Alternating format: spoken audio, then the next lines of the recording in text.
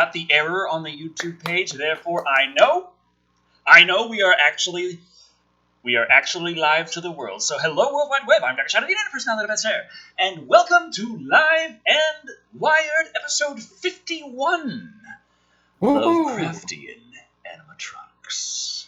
Joining, as always, we have that long-haired creepy guy and his long and beautiful legs.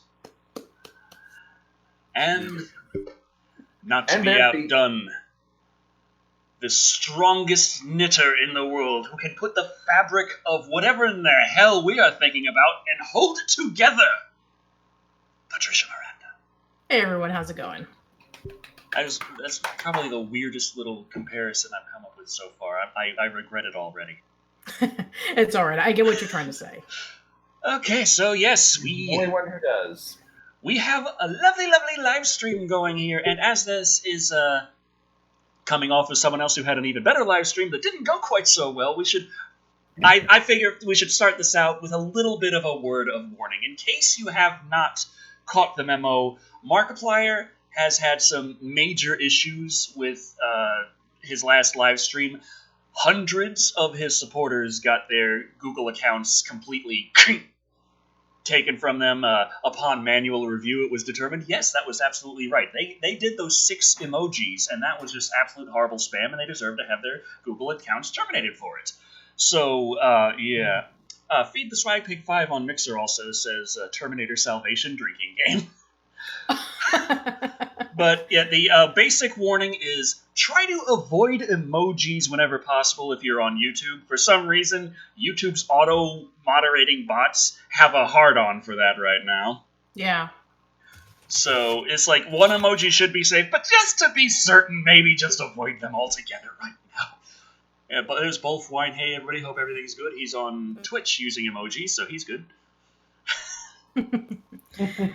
Oh, and already, Devin69 gave us an emoji, so thank you, Devin. Oh boy, be careful with that, man. Be careful.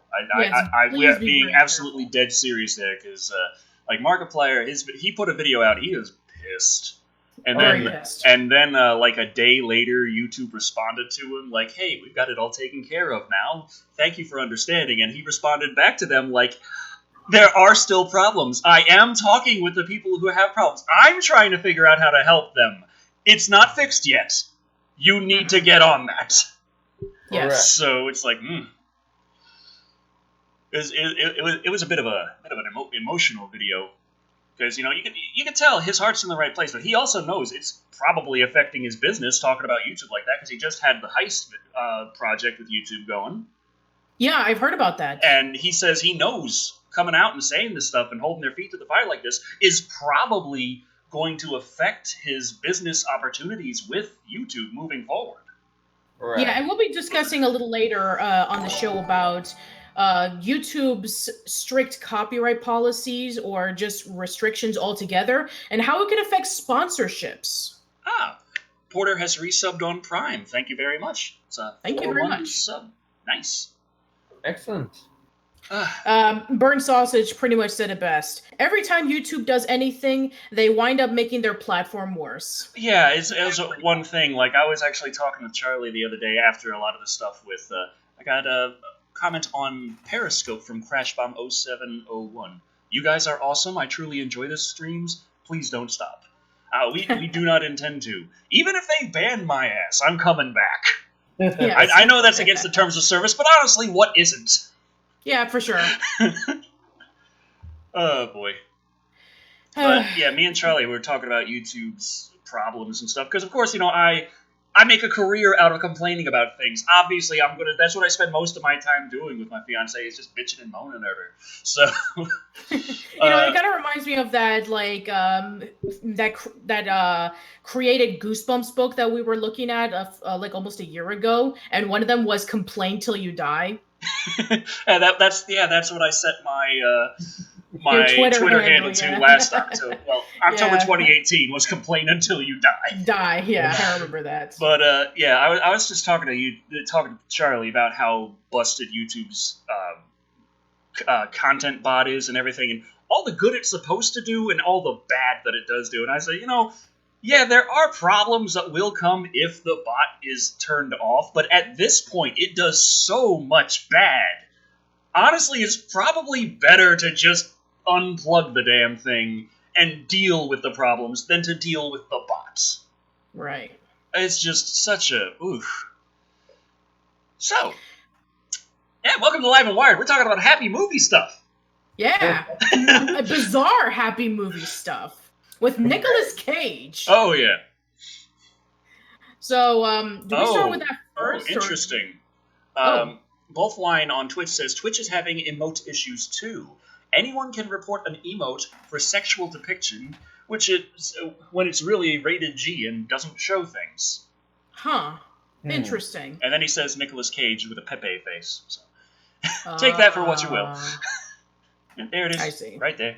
Darkfu456 says, let's see, Decker's headstone will read, he complained till he died and is still complaining. And Michael Wolf said, complain till you die, that's my autobiography. I just imagine myself at the pearly gates with St. Peter, and he's there. And what exactly did you mean by the body count rise? You were saying this rather enthusiastically. I just gotta understand the context. The context is the body count. But it's for entertaining purposes. And he's just raising his angelic eyebrow at me. Yeah. Honestly, that's not how I picture it happening. I picture you like holding open the Bible and then just like you're like, what about this here and that? I mean, check the other page here because this over there, like, what the? Yeah, and just like, and finally, he's like, Peter is just like, if that I let was you a in, metaphor, Decker. He's like, if I let you in, will you stop? Never. Like St. Peter is begging you to stop, and you just keep going. Jeez. Wonder what my heaven would be. Would it be like a never-ending Oktoberfest, nothing but bratwurst and beer everywhere? It kind of, I don't know. Maybe it'll be like how the Pastafarians see heaven. The Pastafarians, they're the ones who worship the Great Spaghetti Monster. Oh, yes. Their heaven is that they have this huge beer fountain that is always cold and flowing, and they have a bunch of, women, if you know what I mean. And their hell is depicted that they do have that, they have a beer fountain as well, but it's warm and flat, and their women have STDs. Oh. Yeah. Okay. Definitely want to get in Pastafarian heaven. Something that well, I mean, no, that's Pastafarian hell. Pastafarian heaven is the beer fountain that's cold and fresh, and the women. So that's their heaven. But the Pastafarian hell sounds like one of those ironic punishments that Diva from musical Hell would give people. Yeah. Okay, we're doing great today. We just started right off on religion. Yeah. We have a $2 comment from David22 who said, "Hi, Decker Shadow. Hi, can you review The Frighteners, please?" The Frighteners. I'm not sure what The Frighteners is. It came out after Ghostbusters. It's kind of like the poor man's Ghostbusters. That sounds terrible and also right up my alley. Yes. So it's not the filmation. It's kind of like when I brought home, like, you remember last Live and Wired, we had the pizza, or I had the pizza. Yeah, you had the pizza. And I had the Cheez-It stuffed pizza. Right. And as soon as I brought it home, Charlie took one look at it and she was like, "Why?" And I'm like, "Yeah, I'm sure it's gonna suck. Why did you get it?" Because I never had it before. What? But yeah, like, I want to say, now there's probably, I'm sure the person who donated the $2 can say the tin tail better than me, but I want to say it's about, like, there's this guy who's a phony exorcist. Zell Strike says Frighteners is pretty fucking awesome. Oh, okay. Yeah. Okay. Maybe I'm describing it as the poor Michael man. J. Fox, Jeffrey Combs, Peter Jackson. Mm-hmm. Oh, wow. Yeah. I'm describing it as the poor man's Ghostbusters. But like, that doesn't mean that it's awful. Okay. It's kind of like I describe myself as Walmart brand nostalgia critic. Right, yeah, it's like, it doesn't mean... It doesn't mean that Decker Shadow's a bad show that you're not going to like, but... Yeah. There is an obvious inspiration here, and I'm not going to fucking pretend there isn't. Right, yeah. But the Frighteners is regarded as below Ghostbusters, and like in terms. But there's some good talent in there. It's not to say that it's like Asylum level bad or anything like that. But Yeah, basically, for as I sure. understand it, there are like some spirits that go to work for this phony exorcist so he can make money. But then it just kind of snowballs from there. I'm sure people can explain it better than me. It's been a very long time. Yeah. Lone Dragon asks, were you a fan of Emir Prevost? He reviewed a lot of the same type of movies as you do. Sorry I don't have any money to pay you to read this question. It's all right. I do not recall Irmer Prevost. Yeah. So, but we have a $5 question from Burnt Sausage, who says, Mr. Shadow, you should review Return of the Living Dead 1985. Not sure about the rest of the series, but it's a great horror comedy. that one is almost more responsible for the way we see zombies than the first one. Even though the first one did change a major thing about zombie lore for all time. Before the Night of the Living Dead, zombies weren't necessarily always depicted as the living dead. They weren't necessarily dead people. They were just zombies. They were just people under a control. They were low-thinking mass group of people that will do harm to you by numbers. Right. I think that's explored in White Zombie, if I'm not mistaken. Yeah, I guess so. And Return of the Living Dead has, the zombies, even if you, kill them, they, their nerves are still moving. So you have to try to get them in every single, part. And there's from what I recall, there's a whole bunch of ways that they try to get rid of them, but it only makes it worse. And then more of them just start coming out. So it becomes a lot more chaotic. Yeah, so it's like the Dead series, like Dawn of the Dead, that's a classic. But aside from giving some nods to it here and there, was it Dead Rising? Is the one that the first one takes place in a mall? Yes, Dead Rising does take place in the mall. That's obviously a Dawn of the Dead. It's like Dawn of the Dead, the video game, is kind of much the idea behind Dead Rising. But Return of the Living Dead series was completely different. It was made sort of possible by the fact that the original, The Night of the Living Dead, was... People were screwing over the creators, and he's like, you know what, fuck it, public domain. Yeah. And that opened the door quite majorly for a lot of things. So yeah, and I believe that Return of the Living Dead also popularized the zombies eating brains. Yeah, zombies eating brains, the majorly unkillable nature of them. It's like, oh, you killed him. Oh, that's great. Didn't you know he was already rotting? Yeah, he's still kicking. What about that? Whew. Oh, boy. All right, so I guess we can get started on today's news. So, which Nicolas Cage movie should we go tackle first? See, I don't know as much about the one with the animatronics because I was looking for a trailer, and all I could find on YouTube was a bunch of videos saying, "Here's a trailer," and it's clearly not the trailer, and it has a little preview GIF, and you can see it's telling you, hey, come to this other website that allows free movie downloads, because that never turns dark. Yeah, for sure. Well, I guess we'll just have to read the article just so we can find out what's going on. So here we go. Oh, wrong one. There we go. I clicked on the wrong button. Okay, so here's the first one. Nicolas Cage will battle animatronic monsters in an amusement park in horror film Wally's Wonderland. So, that is a picture a mother would love. So while the Banana Splits movie is like, hey, you know what? Five Nights at Freddy's sounds like a real nice movie, but let's just take the Banana Splits and do it with them. Yeah. I guess this is more like, hey, Five Nights at Freddy's is an interesting concept. What if we threw Nicolas Cage in there? and instead of a Chuck E. Cheese location, let's put it in an amusement park. Okay, let's read this. It's always special with Nicolas Cage. It's paired up with a wacky concept. Sparkle paper towels, those suck. They can't clean up anything. I hate. Okay.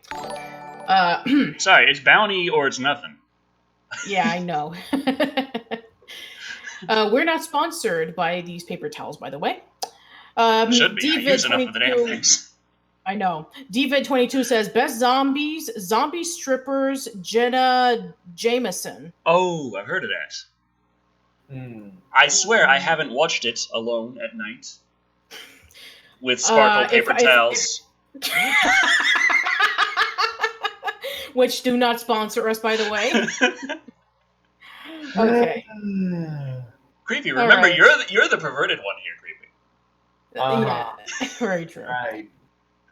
All right, Nerd Musk. I'm not going to use ad block because the reason why I do want to keep ad revenue for my fellow colleagues who are posting their stuff online, as well as the people that I like as content creators that I want to give them my support. So I have to deal with the advertisement, which is unfortunate, but what can you do? Gabriel Gonzalez Vilches gave us 1,000 CLP. Says, guys, my country, Chile, went to hell 2 weeks. I'm very sorry to hear that, Gabriel. I'm not sure what's going on in Chile. Of course, I've heard a bunch about what's going on with Hong Kong and lots of other things, but it's a weird thing about living in Texas, because you hear all the news about everything going on in every single corner of Texas, and as soon as you move a little bit south past the waters of the Gulf of Mexico, suddenly the world just stops existing. Right. To be fair, the world barely exists north of Texas either. Well, whatever that you're going through, I hope that you stay safe, and I hope that things get better for you. Brumakian Productions gave us $10, saying, Mr. Shadow, 2 questions. Number 1, did you ever get the chance to watch Godzilla 2 King of the Monsters? If so, when will the review be? Number 2, what is the origins of Decker Shadow, and how did he get started on YouTube? In terms of Godzilla King of the Monsters, I own it on 4K Blu-ray, and I intend to review it, but I still haven't actually watched it yet. So, yeah, but like any movie by Legendary with a Japanese character in it, it's played by Ken Watanabe. So it's like I just got done watching Detective Pikachu, and there's Ken Watanabe as the one Japanese guy. I'm like, wait a fucking minute here. Do they just keep you in the back? We're filming an Asian film. We need Ken Watanabe. He's recognizable. But what is the origin of Decker Shadow and how he started YouTube? I was working a lot of grocery stores overnight as a high school dropout, wasn't having much in terms of hope for the future, and things are getting real depressing. And then I just started making a couple of videos on YouTube, and got a little bit here and there, a little traction there. Nothing really took off, though. And then I wanted to get back on YouTube after a couple of years of not making anything on YouTube. So I had just got the Alien Predator Total Destruction Collection DVD box set. And I thought, what the hell? I'll go through the movies and I'll review them. That's a lot of content right there that I'll know what my next video is. And I was doing some simple short reviews, and I wasn't really feeling it too much. And then one of my friends was said, like, hey, actually you do these pretty well. If you work at it a little more, maybe you could get on that guy with the glasses. So I was like, okay, I guess I'll just kind of shift my style around to fit that subset of the reviewiverse a little better. And I did that, and it was a hell of a lot of fun, and that's the main reason I kept doing it, because 2 months in, I did apply for the guy with the glasses and was immediately rejected. And then they had like a year later, they had a talent search that I applied for and also was rejected. And everyone else was getting emails saying, hey, you were a finalist, but you didn't quite make it. I didn't get that email. I just got rejected. Yeah. So I just like, what? It's too enjoyable. I like doing this. And it was also, I actually got a chance to do it because of my the family I was living with at the time. They actually did give me the opportunity to, like, okay, you want to concentrate on YouTube videos, all right, but if it doesn't work out, your ass is going back to Kroger. And so it took a while, but it kind of worked out. Well, that's good to hear. And along the way, you met me. Oh, yes. And me. Oh, stretchy. So the whole time, Nicolas Cage has been paying very close attention to our story. Yes, indeed. So let's continue. Reported by Deadline, Cage has been set to star in director Kevin Lewis's Wally's Wonderland, a horror film in which Cage will play a janitor forced to spend the night in a twisted amusement park where he's put into a living nightmare. Oh, wow. Somebody who has to spend the night at a haunted location filled with animatronics. I've never heard that before. As the threatening animatronic characters come to life, the janitor has to fight his way from one monster to another until morning to get out of the park. Production is expected to begin. But he has a whole work week ahead of him. 5 nights. Oh, and plus a 6th night, and a 7th night, and... Oh, the DLC, I forgot! Yes!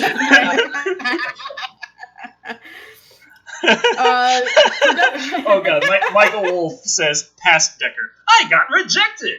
Present Decker, I'm doing drugs! I'm sure there's no connection. No, not at all. This movie sounds like Five Nights at Freddy's meets Westworld. It kind of does, actually. That's what I've been sitting here thinking about this whole time. This is Five Nights at Freddy meets Westworld.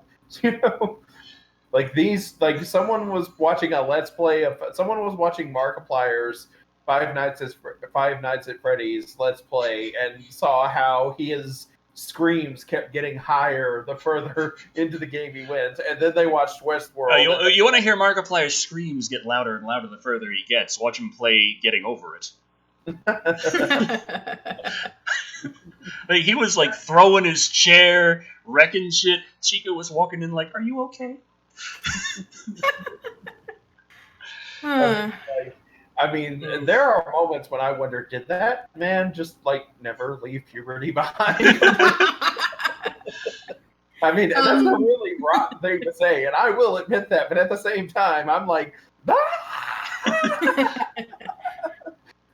I screamed more at the Predator than I did when I played Getting Over It. Yeah. Ellen Tusanity asks, also, why Five Nights at Freddy's being explained? WTF, what did I walk into? I thought this was about H.P. Lovecraft. That's the second movie with Nicolas Cage. We'll talk about that. But the first part in the title, so. Yeah, the first part in the title. So we're going to have to wait until we discuss about the second part, which involves H.P. Lovecraft and Nicolas Cage. So, yeah, now Nerd Musk says, soon you're going to have to purchase your ticket and then $1.99 each for the end credits teaser and alternative endings DLC. Oh, no. Oh, boy. See, I like just going to the theater that says, hey, our seats just recline, and you have this little thing for your legs to rest on, and you have a big-ass cup holder. I'm like, okay. All right. That'll work for me. Yeah. I mean, we have, those, reclining seats and cup holders, that kind of thing. That's, something that you would have in a really nice movie theater. Oh. Filthy Dan asks, Decker, any chance of a summer of Quentin Tarantino? That's a very interesting request. Yeah, Quentin Tarantino. Now, I want to say yes, but at the same time, I'm thinking, when the hell would I do that? Because there's so many summer projects that I want to do. Let me see. You could probably do it in the year 2049. Yeah, that's what I'm thinking. Is he willing to wait that long? There's also, you could do a Halloween thing. During next October, you could have Tarantober. Tarantober! I like that. Maybe during Thanksgiving, we can do, what was it, Terransgiving. Terransgiving. David22 says, Deco Shadow, you say you have the best hair, but do you? And I'm sorry to say that my fiance was watching this thing on YouTube, and evidently there's this Instagram internet personality toddler out there who has this mutation where their hair is so thick and lush and just superhuman hair, literally. And I'm looking at this, I'm like, does this mean I'm not the internet personality with the best hair anymore? God damn it! Becker wants to pick a fight with a toddler over hair care. I had to work for my hair. That ain't Maybelline. She was born with it, okay? I am not surprised that this is how things have gone. This does not surprise me at all. Yeah. Lone Dragon asks, Tech or Shadow, do you still owe Creepy a comic? I think I do. Yeah. Oh boy. I think I know what they were referring to. You were talking about that in the Demolition Man video. Right. When Decker said that as soon as he got a Surface Pro, he could start drawing a comic for me. And I got that Surface Pro. He's had a Surface Pro for about 2-3 years now. Ain't that something? Yeah. Since I want to say 2016. Since about the time I was seeing my now fiance. Right. Because I was spending more and more time over at her place, and then I kept having to go back to my old place for work on my desktop. And I was there like, the new Surface Pro's coming out. I'm sad, I want that. And she's like, well, how much is it? I'm like, well, I guess I could barely afford it. And it's like, and if you got this, you could do your work over here. Spending time with me. Yeah, technically, I guess I could spend more time over here, but I'd be over sitting on the table just clicking away at the Surface thing. And I don't even know if it's really good enough to do 4K, so I don't get it. Wow. And so I got it, and so it was working out, and it's actually better at editing 4K than my desktop, so that worked out too.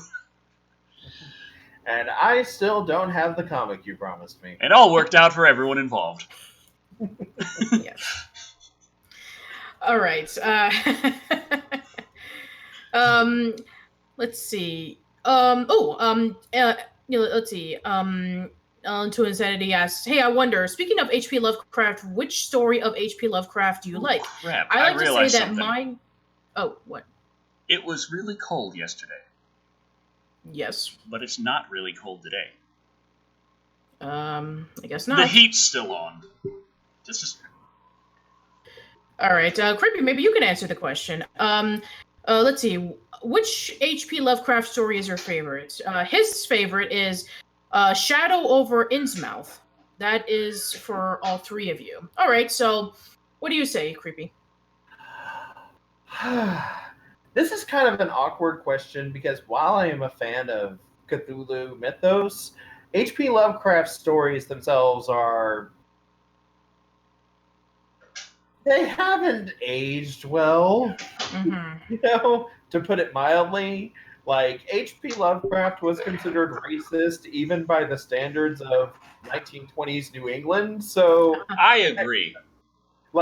So with that in mind, of course, saying that certain, air quotes, aspects of his stories would have to be modified, At the same time, I do think that The Shadow over Innsmouth, in and of itself, is a scary story.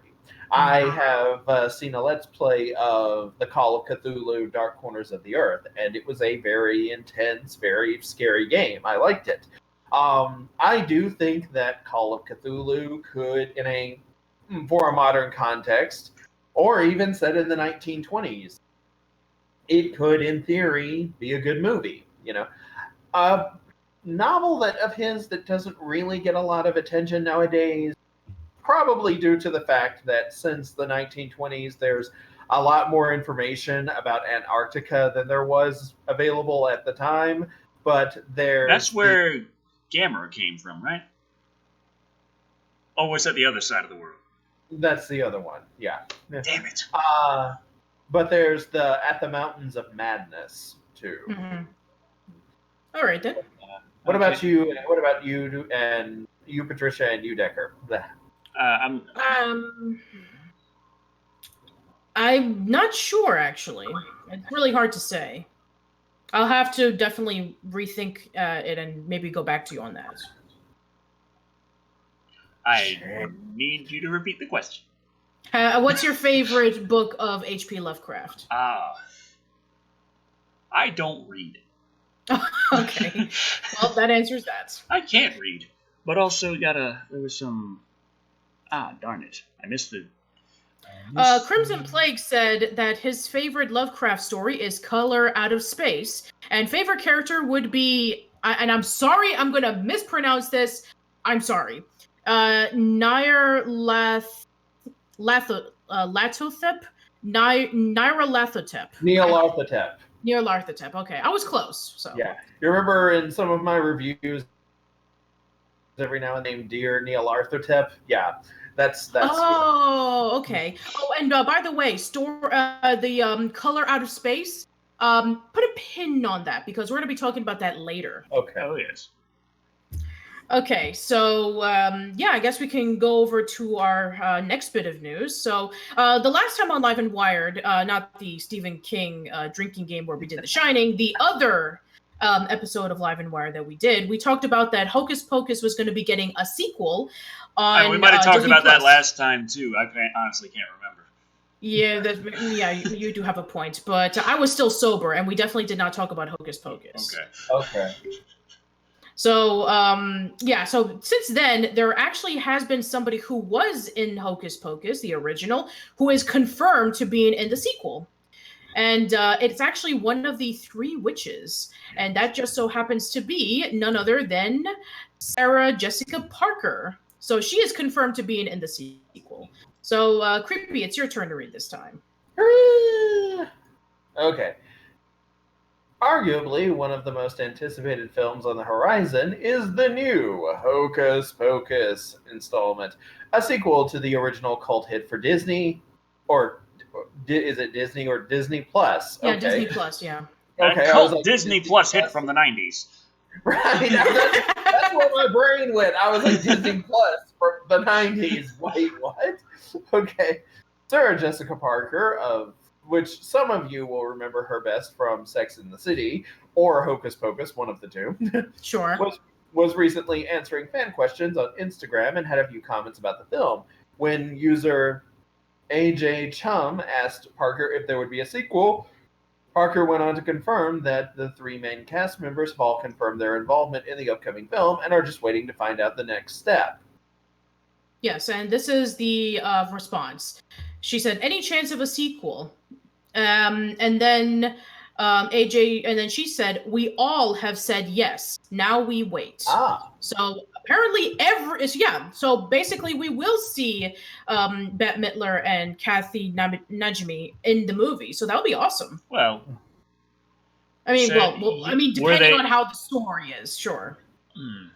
Okay, continue, Creepy.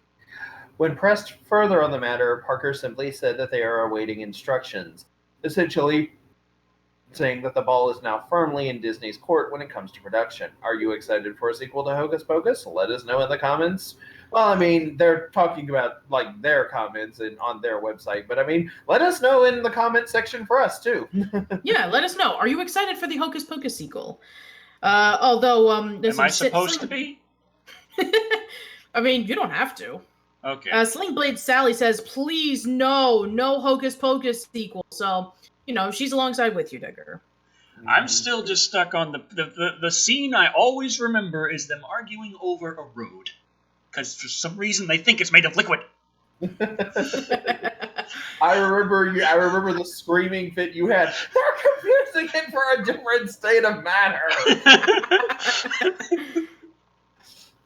And meanwhile, Sarah Jessica Parker's character is just bouncing up and down on top of it. Hey, Patricia, we talked about this in the podcast we did about Hocus Pocus. Was it last year? Yeah, it was last year, yes. I was thinking it was either last year or a year before last. My brain went fuzzy for a second on the exact time. But yeah, we talked about this last time. I wonder how many references to virginity and how horrible it is will be in the sequel. Oh, God. John Washburn says with a large number of incels, finding a virgin should be easy. Ooh, cold, but I like it. I like it too. all of a sudden, they don't have to worry. They don't have to wait like 300 years to get a virgin to light the candle. Yeah, he is. Go on Twitter. We must wait for the perfect opportunity. Why? He's hunkered down in his mother's basement. Yeah. Social commentary on how things are different from the 90s now. Dark one of foo the favorite lines from that movie is still when I swear it's like he never leaves the house. writes itself. Like one of my favorite lines from the movie is that they're outside the school and they're like, "Yeah, it reeks of children. It is a prison for children." For children. Like, first time I ever heard that, I was like, "Yeah, Yes. I mean, I'm just like, you know, they're remarkably on the ball for people who have been out of touch for 300 years. Pretty much. Yeah, but I'm just like considering how, like, the standards of the 90s are definitely not the same as the standards for now. I'm just imagining like all like trying to get, I think someone counted it and said that there were like 19 references to virginity in the movie at like bare minimum. And I'm just imagining like half that number getting into a movie that is aimed at you know, like preteens and teenagers, and just the sheer amount of explosive fire that will come from moral guardians over this thing.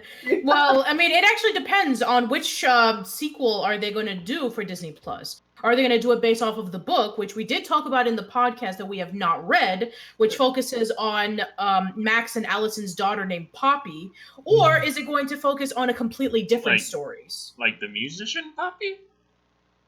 The same name, yes, but not her. Oh. I mean, her name is Poppy, but yeah, and she, I think that one of the characters or her, I think that she, I think Poppy's the one who lights the candle or maybe find something that does bring the witches back. So she has to be the one to, destroy the witches right before, they suck any of the lives of the children.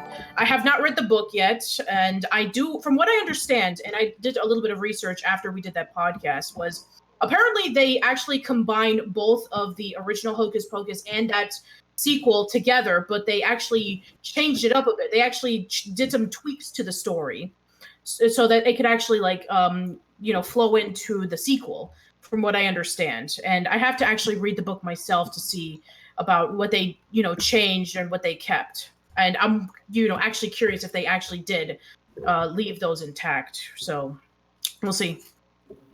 Let's see. Let me see if I can find it. There was someone asking for the Twitch link.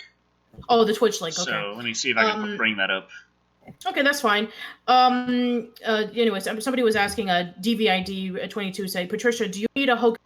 Do you think Hocus Pocus needs a new reboot? That's very hard to say, because I take it that if they were to ever remake Hocus Pocus, they'll probably take the Sabrina route, the one for Netflix, and they'll probably make it a little bit more darker. Right. I could see Hocus Pocus and them. Now, the funny thing is that Hocus Pocus was a surprisingly dark film. It was kind of, we said this last year during the podcast again, that it felt less like a children's movie and more like a contemporary fairy tale, where the movie wasn't afraid to be scary at times or have its darker moments or stray into that, family unfriendly Aesop area, right. Like so many stories that try to moralize to young kids try to avoid. This was a sort of like a classic grim fairy tale written for but set in the modern day. Right, of course. So in and of itself, honestly, I don't really think that would be a bad thing. At the same time, there is a part of me that's just kind of like, but this is like such a staple, is such a classic and such a staple of the time period. It's like, even after all this time has passed, it just seems to it's like Gem in its own way. It exists in this bubble that is the 90s, right. Especially the early 90s.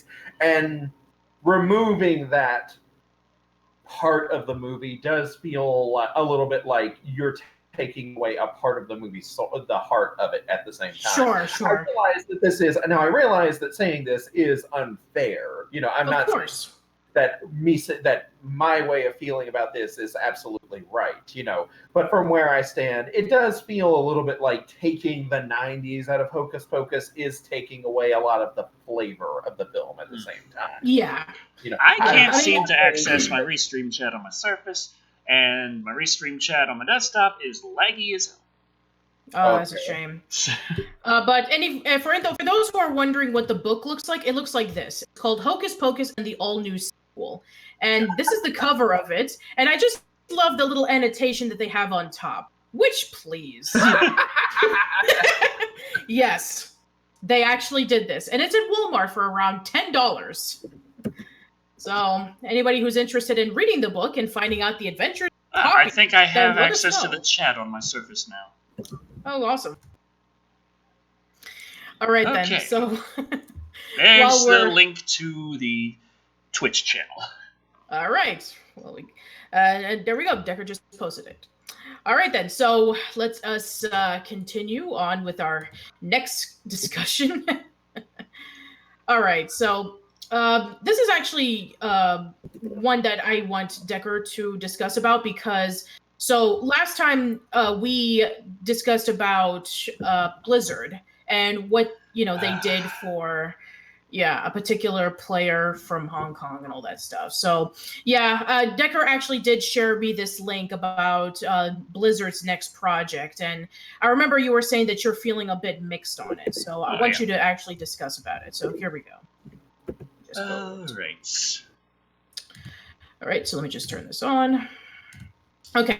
So Blizzard's next project is that they're going to be doing Diablo 4. Dale gave us $2 saying, Decker, will there be any more Rob Zombie reviews soon? Oh, yes, but I do have a couple lined up before that. But I do intend on completing the House of a Thousand Corpses trilogy, so Devil's Rejects is next on that. It's coming. Then there's Three from Hell is the last one. Yes, it is definitively the last one. All right, so there we go. All right, and here we go, Decker. So Diablo 4 is coming, Blizzard said, finally confirming the much-anticipated sequel after years of speculation. And it's amazingly right when they're in real fucking hot water. But a new cinematic trailer for game showed a group of treasure hunters fighting against what could be demons or private equity executives. Topical. Blizzard says the game takes place many years after the events of Diablo 3, after millions have been slaughtered by the actions of the high heavens and burning hells alike. In the vacuum of power, a legendary name resurfaces. On stage at BlizzCon 2019, director Louis Barriga talked about how the game will aim to recreate the series' dark roots, which some fans thought may have been lost in the last Diablo game, which was actually like some of my earliest YouTube videos where I'm just talking to the camera. It was one of the topics was when Diablo 3 was being shown off for the first time, and I just was like, yeah, that's not dark enough. You can read more about Diablo 4's development in our investigation from last year. Investigation? Okay. There's no release date for Diablo 4 yet, but it'll be on PC, PS4, and Xbox One. The first three class announcements are familiar ones: the Barbarian, the Sorceress, and the Druid. Here's what the game looks like in action. They have a little gameplay trailer, and it looks pretty good. It looks kind of in between Diablo 2 and Diablo 3, not quite as fast-paced super action as Diablo 3, but closer to that than the very slow-paced in comparison Diablo 2. It's the fourth mainline entry in the long-running Hack and Loot series, which began in 1996. The most recent entry, Diablo 3, came out in May 2012, recovering from a rocket launch to become one of the most popular PC games of all time. All right. So I know that you were saying that you were conflicted on the fact that Diablo 4 is coming out, but then you were talking about like how Blizzard how Blizzard is handling the situation with China and Hong Kong and all of that. Yeah. As much as Diablo 4 looks like my damn kind of game, and it looks a lot more like what I wanted Diablo 3 to be, though it also is showing several signs that they haven't learned like all the lessons in just the gameplay department. Put all politics aside for a second. Just the gameplay department. They haven't learned every lesson they could, because on the original creators of Diablo that made Diablo 1 and 2, they had a basic set of rules that you kind of were supposed to follow when you were making new Diablo games, and one of those things was you don't do a class again. You have a new skill system, you at least call the class something else, because it's not going to play the same. Diablo 3 skirted that with the Barbarian, and then again, and the Wizard, and then they kind of later on added the Necromancer as well. And Diablo 4, all the classes are repeats. So that we've been shown so far. So that's just still clearly not following along that pillar of how to make a Diablo game that the original creators worked out. But to be fair, now this is like half of the series works this way versus half that didn't. Right. But also there was a thing where they're saying, oh yeah, we know everyone had the problem with Error 32 when Diablo 3 launched. There was problems with the servers, it couldn't handle everyone. And we're not going to have that happen this time, guys. Seriously. We're going to have a longer beta program and make sure that the servers work for the always online game that doesn't have to be always online, so that there's not going to be for a couple of days Error 32 keeping everyone from playing. It's only going to be for like maybe a couple hours. Right. Like, so yeah, that's aside from the political aspect of it at all. And of course, everyone already knows about what went on with Blizzard and the BlizzCon. One person, not BlizzCon, one of a previous, like a Hearthstone tournament. A participant put up things. It was saying, freedom for Hong Kong, independence for Hong Kong. I don't know exactly what he said. It wasn't in English, I don't think. But the result of that was that Blizzard took away his prize money and banned him from from entering any more tournaments for the next year.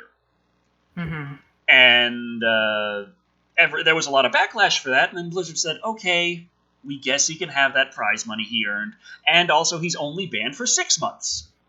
And I'm looking at that like, still ain't good, man. Still ain't good. You're still saying, hey, people who want freedom and independence, not as important as the money you're getting from the businesses you're doing in this country that isn't exactly all about freedom and independence. That's still not good to me. I mean, I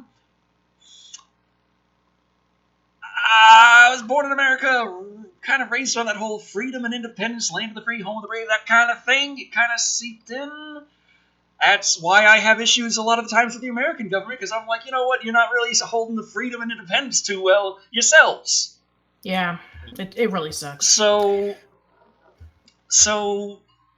the fact Imagine that when you raise an entire generation or 3 on these ideals, they kind of expect you to follow through on them. Yeah, it's a funny thing. I know, right? So yeah, I wasn't happy about Blizzard's initial action. They're trying to backpedal it slightly on it. It was like, well, okay, he's going to get punished less for it. I'm like, he's still getting punished for that. It's still, and at BlizzCon they did a half-ass apology where they said pretty much it was a "we're sorry you feel that way" apology practically. Oh no, it wasn't that bad, but they said we understand that we might have gone about that a little too quickly. And I'm just sitting there like, it wasn't the speed at which you said "fuck freedom" that bothered me. It was the fact that you said "fuck freedom" that bothers me. Right. So they're like, we might have handled that, done this a little too quickly, and moved on from it too fast. So moving on, here's Diablo 4. And it's like, that wasn't an apology. What the? So now you have like you got a good amount of people like, you know what? Fuck it. It's Hong Kong. It's their business. It's none of my business. It's not affecting me. This game looks really good. I want it. And everyone can make their own decisions about that. But for me, as much as I'd like to play Diablo 4, as much as it looks right up my damn alley, I might have some questions about how some things are handled right away in the gameplay department. I have much more questions about how Blizzard is handling things in the what's more important, human rights or fat stacks of cash? I'm not a fan of the way they're handling that, so I'm not going to be giving them fat stacks of cash. That's just me. Yeah. As good of a game as it can be the best fucking game ever. In my opinion, not a good trade for people's basic human rights. Yeah. Pretty soon, I wouldn't be surprised if Johnson and You're breaking up really bad. I think China heard us. oh, sorry. They're shutting it down, man. They're shutting it down. Sorry. I was saying about, like, I wouldn't be surprised if top 10 Blizzard fails, and this would probably be number 1. Yeah. David22 says, can't we have both? That'd be best. Great games and human rights. I'd be the happiest guy ever in that situation. Yeah, for sure. So what's Blizzard's excuse for not giving both? Their answer was basically they didn't feel like it. They handled it. They were dealing with the issues too quickly. They're sorry about that. It's like so they didn't feel like it. Yeah, it's the reason behind him not getting his prize money initially and all that, and the firing of the people hosting the stream. They were really badly caught in the crossfire. The announcers of that they got shit canned. But the reasoning behind it is that he broke the terms of service. The terms of service were those fun terms of service written by guys like Google, who are as vague as possible to make sure that enough things are covered that would violate the terms of service, so they could just pretty much pick you apart for anything. The rule he broke was that he did something on stream that some population out there, some party, could be offended by. Mm-hmm. Mm-hmm. Which is pretty much anything anyone ever does. Right. So it's like that's no, that does not satisfy me. Oh well, our hands are tied. He just broke the rules. It's like, nah, that's a fucked up rule to have in the first place. Okay, everyone breaks it. Every single one of them is breaking it because the rule is broken. Yeah. Jane Fernsten said, well, crap, what about Altered Beast for the PlayStation 5? If it's anything like the European PlayStation 2 game, then no, absolutely not. The only Altered Beast I ever played was the original Altered Beast, and so I saw the PlayStation 2. I know it's got a really bad reputation, but the original game really, even for games of its time, is not the greatest game. It just looked really good at the time. I mean, it was an arcade game. It was fun. Game. I mean, it was... You turned into a werewolf and threw fireballs and beat people up and they exploded. You turned into a dragon and like a gargoyle creature and all that stuff. But yeah, I was referring to the European only PlayStation 2 game. Yeah. That Beast Rider? Something like that. No, that was Golden Axe Beast Rider. No, that's Beast. Yeah, that's Golden Axe. No, there was an Altered Beast game that came out around Europe. I think it was around like 2003 or 4. I'm not sure. I saw a video of Guru Larry talking about it many, many years ago when he was still doing stuff on Screw Attack called Screw Attack Europe. And he talked about like this really awful game that had like terrible voice acting and bad controls and really bad looking graphics. So if it's anything like that, then no. There's a reason why we haven't had another Altered Beast game since. Right. Hey, Tara. I had this conversation. There's my beast right here. Aw. I did have this conversation years ago with someone from college where, when 3D graphic games like, on the PS1 and Super the N64 and so forth were just starting to come out and get really big. I said that what they really ought to have done is go back to the 8-bit era and all these games that were really popular back then, see if they can't be repurposed for a 3D format, Mm-hmm, yeah. And I do like the idea of Altered Beast, or, like some of these other games, they were able to do it with Sonic, but I do like the idea of all these other classic games being refitted and repurposed for a 3D environment. It's just, but I'll take your word for it, Patricia, in that Altered Beast was... Oh, don't take my word for it. Take Guru Larry's word. Okay. He was the one who talked about it, not me. Okay, duly noted, but I'll take both of your words for it. How's that? Okay. Also, I forgot to mention this earlier. 12 minutes ago on Twitch, Nerdmusk donated 82 bits. Thank you very much. Oh, thank you very much. Thank you. And shame on Decker for forgetting. Yes, it's a girly cat. Yes. Except the cat is an apology. Yeah. I was going to do the Twitch thing and just yeet her over my shoulders. One thing though, Decker, it's nearly 8 o'clock. Shouldn't there be something? Oh yeah, but we didn't cover the other movie yet. Yeah, we're gonna cover it now. Let's talk about that, shall we? So I think now is about time that we other Nicolas Cage thing. So people were saying like, oh, we talked about the animatronics amusement park movie with Nicolas Cage. What about What's the other? what's a What about Lovecraftian element? Yes. Now let's go over to the Lovecraftian stuff. So here we go. Okay, so let's go into it, and then we can go over to the other thing since it's almost 8 o'clock. So here we go. Okay. So there is a trailer for an upcoming sci-fi horror movie based off of H.P. Lovecraft's book, Color Out of Space. Remember I mentioned about that book? I said to put a pin on it because we're going to talk about it. Well, here it is. So here we go. Nothing good can come from an introspective and seemingly content Nicolas Cage muttering that he's finally living the dream, especially in a film directed by Belager. Thank you. Belager and filmmaker Richard Stanley, and is inspired by a classic short by H.P. Lovecraft, such as the general shape of Stanley's wild return to feature in filmmaking Color Out of Space, which follows Cage and company as they attempt a quiet life in the country, only to be hit literally and figuratively by a malevolent alien organism that materializes as vivid color. Per the film's intriguingly slight official synopsis, after a meteorite lands in the front yard of their farm, Nathan Gardner and his family find themselves battling a mutant extraterrestrial organism as it infects their minds and bodies, transforming their quiet rural life into a technicolor nightmare. The film also stars Jolie Richardson as Nathan's wife, alongside with Madeline Arthur. It's Brendan like someone Meyer. Was like, hey, you know those sunglasses that allow colorblind people to see color? Well, what if that was horror? Funny enough, Decker, actually funny enough, that is kind of how this original short story got started.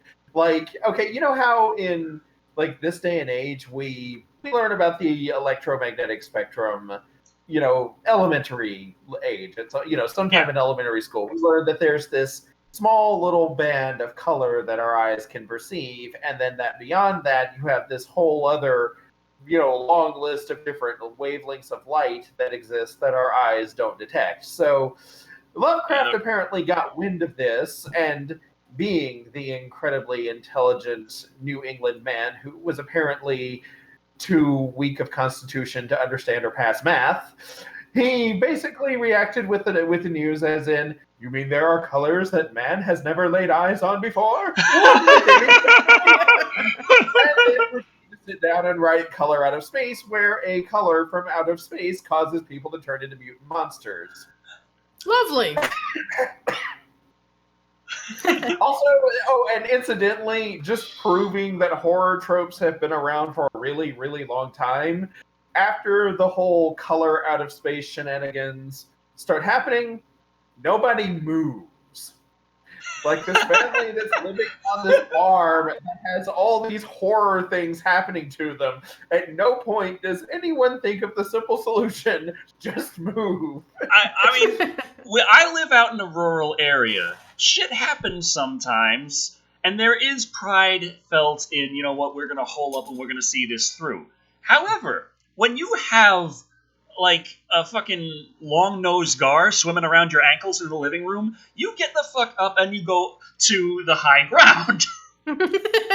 Try trees mutating, gaining the ability to move on their own without the wind or anything, and like grabbing you and so forth. And the vegetables growing like giant-sized and in freaky shapes. Oh, jeez. Yeah. I mean, that's like that. That sounds like something from Creepshow. Yeah, and this is like low-tier stuff. This is like the creepy stuff that comes early on. Like this doesn't even get to the point where like the entire family goes insane, gains glow-in-the-dark powers, and then there's like a decaying skeleton in the attic. Nice. Well, let's not give too much away because I'm sure people would actually want to either read it and or see it. So we'll just continue. All right. So let's see. Julian Hillard, Elliot Knight, Hugh Oryanka, Kilcher, and Tommy Chong. Oh wow, Tommy Chong. I was surprised to see him in the trailer, and he looked great. I just you know what? Tommy Chong is playing someone who's not necessarily Tommy Chong, but he's awesome because he is Tommy Chong. Yeah. I mean, Tommy Chong plays Tommy Chong plenty of times, but sure. It was kind of a voodoo doctor-y kind of character in the trailer. Yeah, and that really works for Tommy Chong. Stanley and co-writer Scarlett Amaris have updated the seminal story from Lovecraft, which has previously inspired such big screen chillers as The Tommy Knockers, Annihilation, and The Curse, though this iteration is more faithful to the previous material at hand. Patricia, you just turned into a robot. I did? I'm sorry. You're still a robot. I'm still a robot. Okay.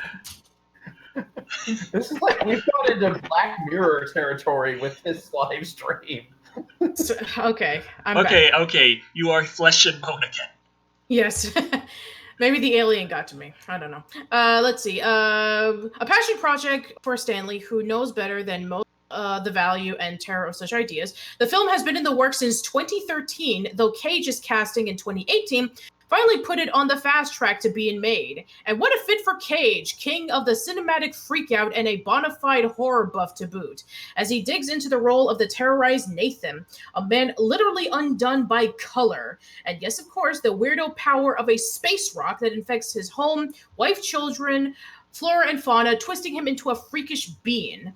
And if you ever want to see Cage convince himself it's just a color when all signs point to no, there's more than that, Color Out of Space is poised to be the cinematic event of the year. And watch them to go ahead and release this and it's not in HDR. Wouldn't that just... Also, again, just move already! Crimson Plague says, by the way, creepy, in Color Out of Space story, they had literally everything on that farm. All their living and just moving wouldn't be as easy as today. Also, I think that color affected them in some way. It did. The color did affect them mentally as well as figuratively. And yes, it was the 1920s when, transportation in general was not as easy or as accessible, or go as far as it, out into the woods as it would now. However, I maintain the fact that if you are living on a farm and you are slowly transforming into horrific mad mutants, and the trees are starting to come to life and turn into tentacle monsters, maybe it's time to just give walking a try. Come on, honey, let's get into the Model T. Or the horse buggy. I don't know. Like horse buggy, Model T, walk somewhere. Bicycle. There you go. Bicycles were made back then. So were roller skates. Right. I'm just saying. There is a certain point where the time period stops being an excuse. Where you're just like, okay, we're turning into mutants. Maybe we should consider going elsewhere, but we don't have a car or a buggy or a horse or anything. We're walking, okay? All right, so the movie will be coming out in theaters on Friday, January 20th, 2020. So, yeah, for anybody who's interested in watching it, there you go. All right, and now we can finally do the Twitter poll! Twitter poll! Now, I need to figure out where I'm going to... Okay, never mind. I know what I'm doing. I'm doing this. Okay, so... In the spirit of Nicolas Cage being Nicolas Cage and that being awesome in and of itself, the man is going to be fighting animatronics and weird colors from space. And that got us thinking. Nicolas Cage does so much. There's literally nothing he can't do. But what is the best thing he could be doing next? So, the Live and Wired poll this week. What should Nick Cage star in next? Option 1, a Pixar movie. A kids movie from Pixar. Just a happy little friendly... I know what a lot of people are going to be saying. Oh, but Patricia and Decker and Creepy, he was in Teen Titans Go to the Movies. We're talking about a main character. A main character in a Pixar movie or an animated movie or something like that. Yeah. Option 2 is for Nicolas Cage to star in something a little more grown up, adult, and tugs at your heartstrings. A Lifetime original movie. Oh no. Option 3 I was is at the lowest point. That's like, yeah, nobody. Option 3 is he just stops messing around. He decides to modernize. We're gonna get a Nicolas Cage Let's Play channel. Nicolas Cage will just Let's Play Death Stranding all day long. I'm still walking. Why am I still walking? I gotta have serious calluses after this. And finally, the one we all really want, and you know it, a musical. It starts in the Live and Wired poll goes on for 30 minutes on Twitter at Decker Shadow, starting now. And I'll be sending the link to Patricia. She can share it in the chat. Okay.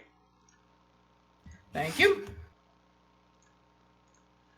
And I'm gonna I'm gonna share it on Africa TV because I can. Haha. And I think that's about all I can do because everything else is all messed up for me.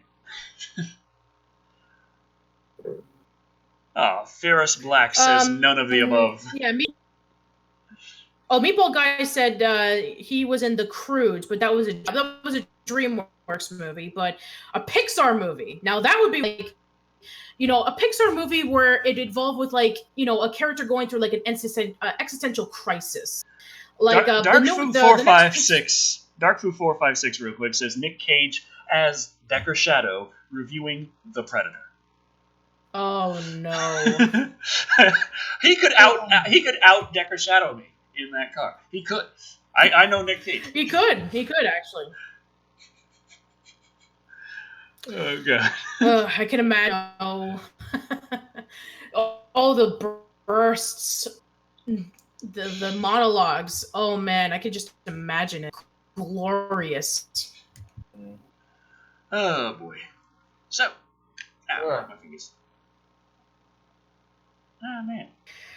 It's frustrating because I actually do have real-time restream chat up on my Surface now, but it's not showing any of the icons, so I can't quickly see if there's anyone on a thing other than YouTube commenting. Oh well. But will the hair be right? Oh, the face will. I mean, he's grown his hair out for roles before. It's not the first. It wouldn't be the first time he's grown his hair long. So there's that. Eddie Hurd says give Fred Stecker hair. Yeah. Yeah. There's the fact that it's also Hollywood. I mean, hair extensions. I honestly do think they exist because of Hollywood. Yeah. Jay Fernstein says, Patricia, you are auto-tuned. I am auto-tuned. Oh, not again. I think you're coming out fine enough right now. This. But either way. We've gone over to Twitter. Okay. Alright, that's looking nice. Okay, so, shall we move on to the next bit of news while we leave that to simmer? Lovely little right. 30 minutes, everyone. Get your ass over to Twitter and vote. Or Patricia can freeze. Or that too. That could also. All right. I'm just using my phone until I can get this stupid, laptop to get fixed. So, in the meanwhile, I guess we can, I'm still trying to fix off my laptop because I know it's been, bugging out on me lately. So I'm sorry, everyone. Technical difficulties are a staple of Live and Wired. So yeah. Oh, I like this. A lot of people are giving some really nice suggestions. Nicolas Cage in a Stephen King adaptation. Which one? I'm curious. I can imagine Nicolas Cage in The Shining. Actually, I was going to say interesting. Yeah. Actually, I was going to say Nick Cage in The Shawshank Redemption. Oh wow. Oh, I would love to see that now that I think of it. And yes, The Shawshank Redemption is based on a Stephen King story. It was from a short story called... What about Nicolas Cage as Pennywise? Yes! Give me that, please. Creepy's rolling his eyes at that one. He's like, that's so fucking basic. I'm just like, I can't decide whether Nicolas Cage would be bad in that role or if he would be way too convincing. Sky Crash 8 is asking, can you review the Power Rangers movie? So every time I bring that movie up with the twins, they always think I'm talking about the remake. Yeah. No. Yeah. No, we're supposed to review the Power Rangers movie. It's not this coming week, but the next one, right? Yeah, that's... Yeah. Speaking of Power Rangers movie, the one that came out recently, the guy who directed it actually directed the recent Are You Afraid of the Dark TV movie that you and we talked about, Creepy. Wow, I did not know that.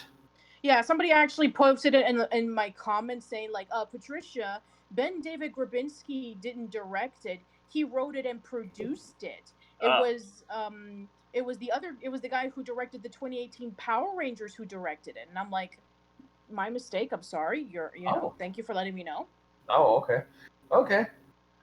So I mean, I guess it kind of does make sense. Also, in case anyone's wondering what happened to Tara, she's just sitting right here. Oh. Face Off 2. Oh, by the way, there is going to be a Face Off 2. I think either we discussed about it in Live and Wired, or we briefly, just discussed about it like briefly, like as a conversation, as upcoming sequels. But yeah, it's gonna happen. Either that or it's a remake of Face Off. I think it was the remake that's gonna happen. I have another one. I have another Stephen King adaptation starring Nick Cage. Okay. Nick Cage stars in The Running Man. Oh, that's a good one. Remember, The Running Man was very, very, very loosely. We're talking like Hollywood levels of based on someone's work. But like Stephen King as Richard Bachman wrote The Running Man, and then it got adapted into a movie. And then I think it was, I don't know, maybe they had always intended to stray pretty far from the original concept, but I heard someone say that after the decision was made to make Arnold Schwarzenegger the star of the movie, that was when they started to break away from the Stephen King. Right. But I could be wrong about that. Again, that's what I heard. So that could literally be anything. I mean, you know how this kind of stuff is. You have to always take what you hear with a grain of salt. But sure. But yeah, Nick Cage starring in The Running Man. I mean, just him. And now my Restream chat has failed on my surface. I don't know what's going on with Restream today. Decker, you were talking over Patricia. That's okay. Now everything is awkward. All right, so I was saying about like Nicolas Cage participating in a game show where he involves with like killing a whole bunch of people with like these over the top weapons and shenanigans. I can definitely see that. Mm-hmm. In fact, I kind of want to see it happen. Maybe that's just the sick person in me. I don't know. Still, it's a thought. Yeah. Let's see. Hobgoblin's comic says, please notice me. Decker and chat. I'm working on a horror comic. It's a semi-Lovecraftian adaptation. Homage will be on shelves by 2021. Any recommendations? Anything you want referenced? Again, I don't really know too much about H.P. Lovecraft, so I can't really help you with that. So sorry. Bagels. If it was that easy, then okay, sure. Bagels, okay. Okay, bagels it is.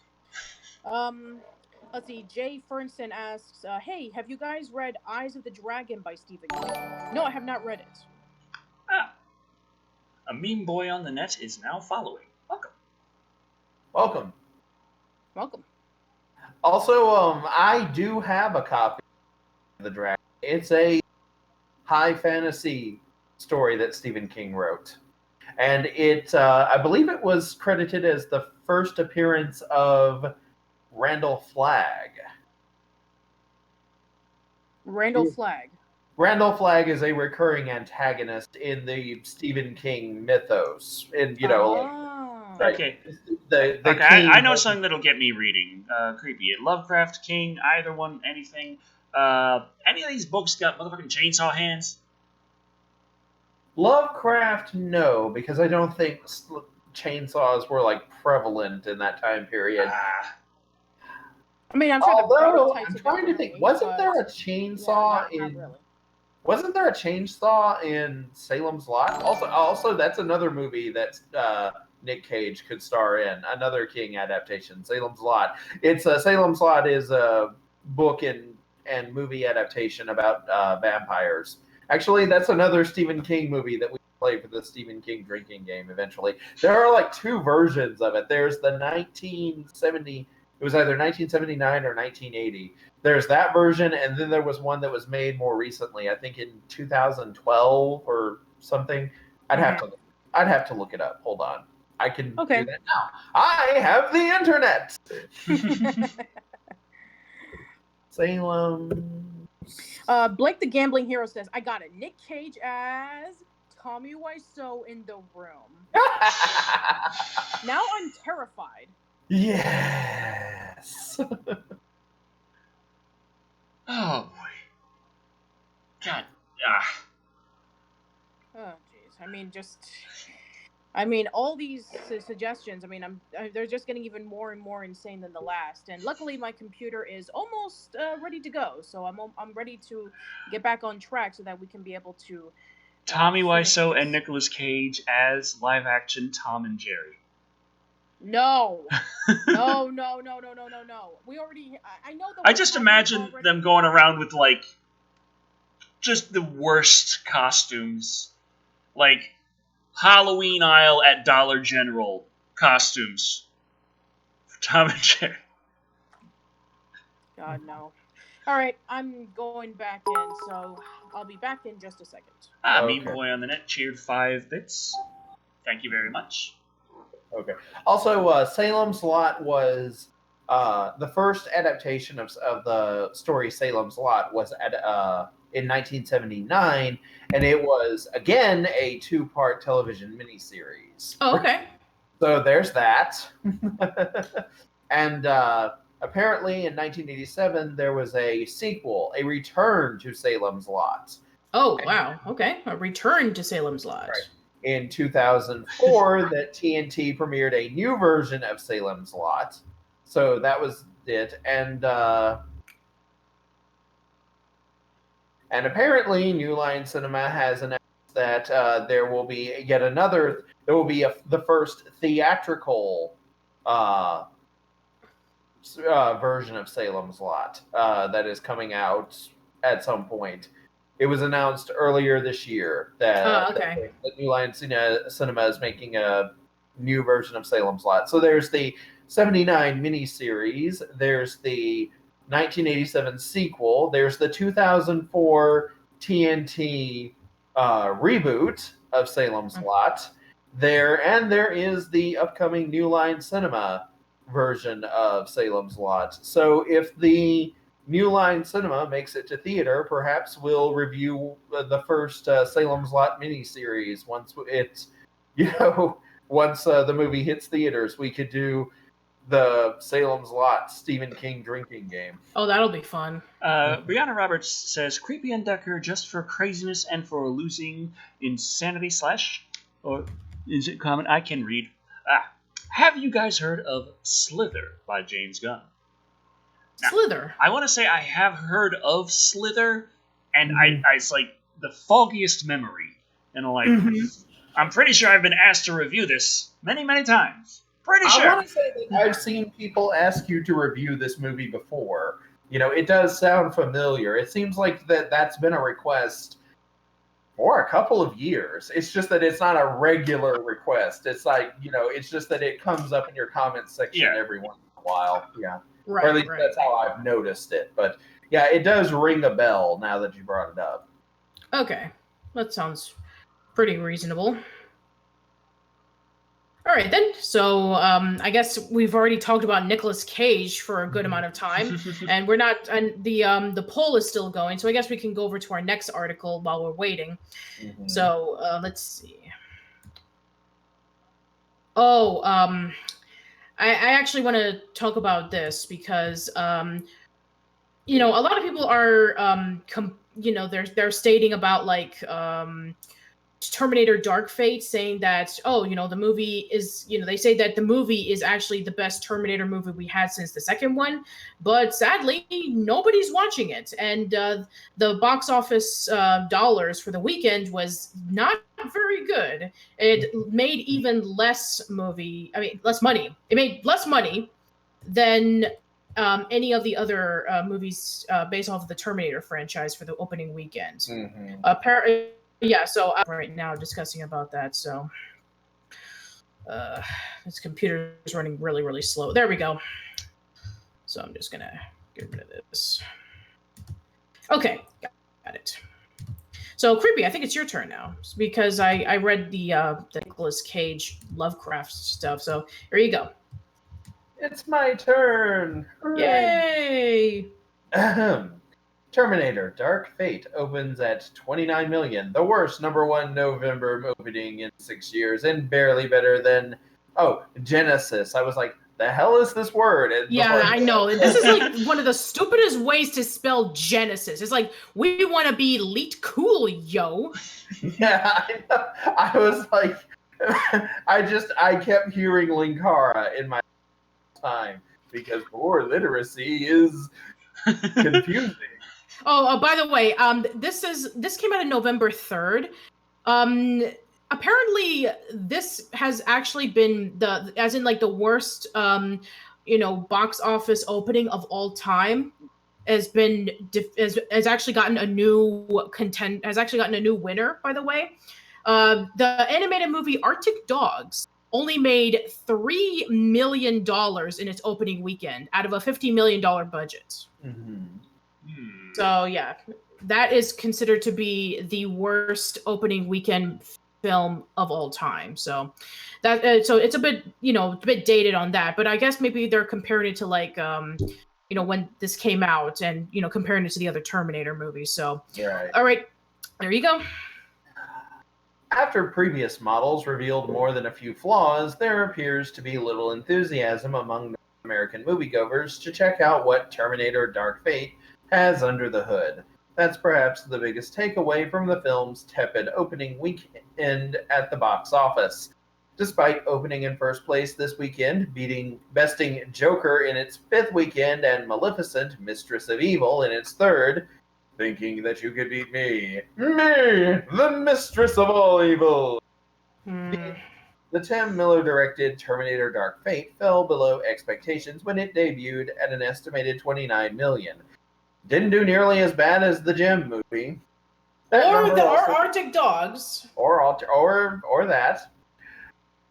That number also makes Dark Fate the lowest #1 November opening since Ender's Game in 2013. This figure is below the floor Paramount Pictures set as their estimate for the weekend of 30 to 40 million, and is certainly below what expectations must have existed when the film was greenlit, with a 185 million price tag. Rival studios estimate the budget was even higher. It's also only slightly above the previous attempt to reboot the franchise with a time-traveling reset button in 2015's Terminator Genesis. Genesis. Which opened at 27 million 4 years ago. Perhaps the grimmest comparison, though, is how far below it is from previous installments over a decade ago, including Terminator 3: Rise of the Machines. I remember seeing the trailer for that in theaters, which opened at 43 million, and Terminator Salvation, 42.6 million in 2009. The news isn't necessarily shocking since Terminator Dark Fate has been tracking soft for weeks, but it is still disquieting to gross only a little more than half of what Rise of the Machines did without 15 years worth of ticket inflation. Also, unlike the last two installments in its franchise, Dark Fate received generally positive, if not necessarily enthusiastic reviews. We ourselves found it to be a serviceable actioner that manipulates its nostalgic impulses solidly enough to avoid the crushing disappointment of previous sequels. However, there was little hiding that the movie is essentially a beat-for-beat remake of the original 1984 movie. Demon Orc on Twitch is saying, watched and liked Dark Fate. It was very good. Genesis sucked badly. Dark Fate was actually around Terminator 2 in quality and plot. Okay, that sounds good. Also, there were some comments.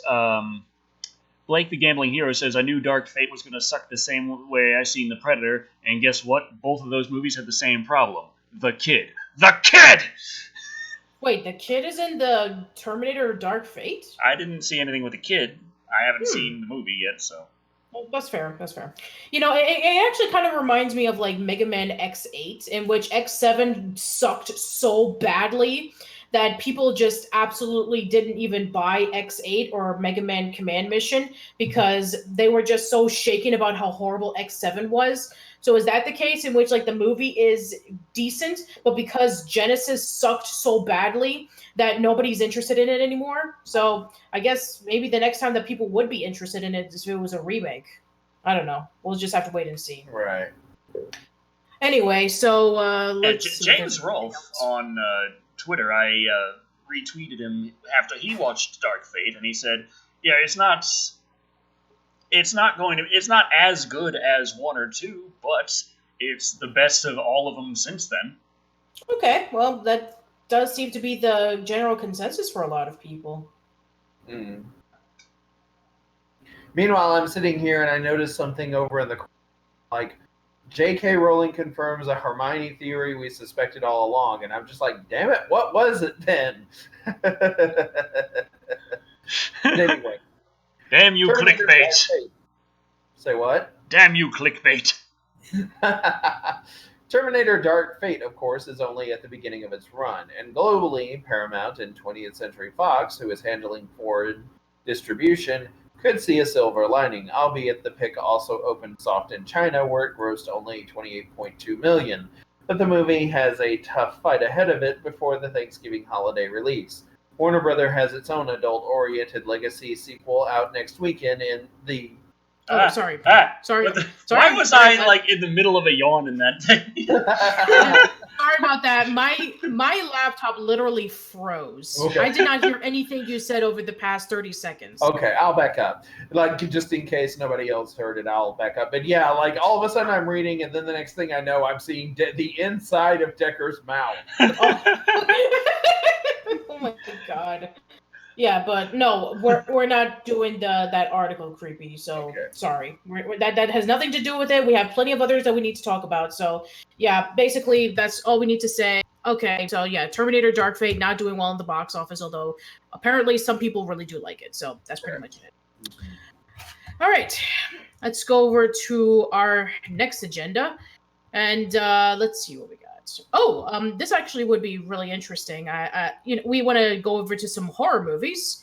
So, you're probably familiar with the Scream Factory, right? That's Shout Factory's horror movie division, where they release a bunch of horror movies, where they restore them and then they release it either on DVD or Blu-ray. So, right.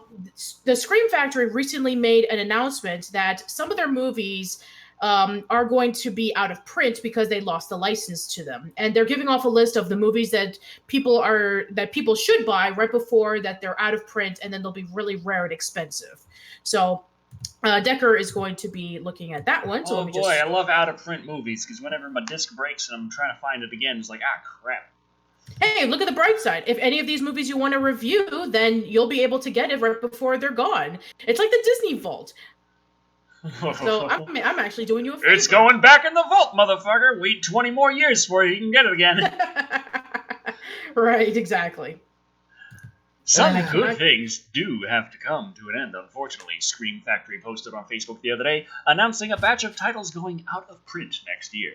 The company explained, please take note that the following Scream Factory Blu-ray releases will be going out of print next year, as our rights are expiring on them. Well, I guess that is a good reason. Yes. So these are the movies. Blood and Lance, Curse V, Curse 2 V Light, double feature. Dark Half V, Demented, Dolls, House Where Evil Dwells V, Ghost Warrior, double feature. Lady in White V, God damn it. Lord of Illusions, Millennium, ROTR, double feature. What is ROTR? I see that, I'm thinking Rise of the Robots, but that was a terrible video game. Monkey Shines, Murders in Rue Morgue V, The Dunwich Horror. Why do these get... Okay, and next is Nest V, Pumpkinhead 2, got that one. Sunny Boy, Species 2, Species 3, Species The Awakening. Oh boy, I gotta get those real fast. Okay, Squirm. Okay, I need to buy Species, like, right now. I'm gonna have to buy these Yes, things. please buy. Yeah, so again, you're welcome. Yeah, Right. thank you. Oh boy, if you've been planning on getting any of these but haven't gotten around to picking them up yet, make sure you do as soon as possible. When they're gone, they're gone. And if you don't want to pay those, they're gone. And you don't want to pay those, they're gone prices. Yeah, damn Oh, sure you right, I definitely do not. No, Dear you God.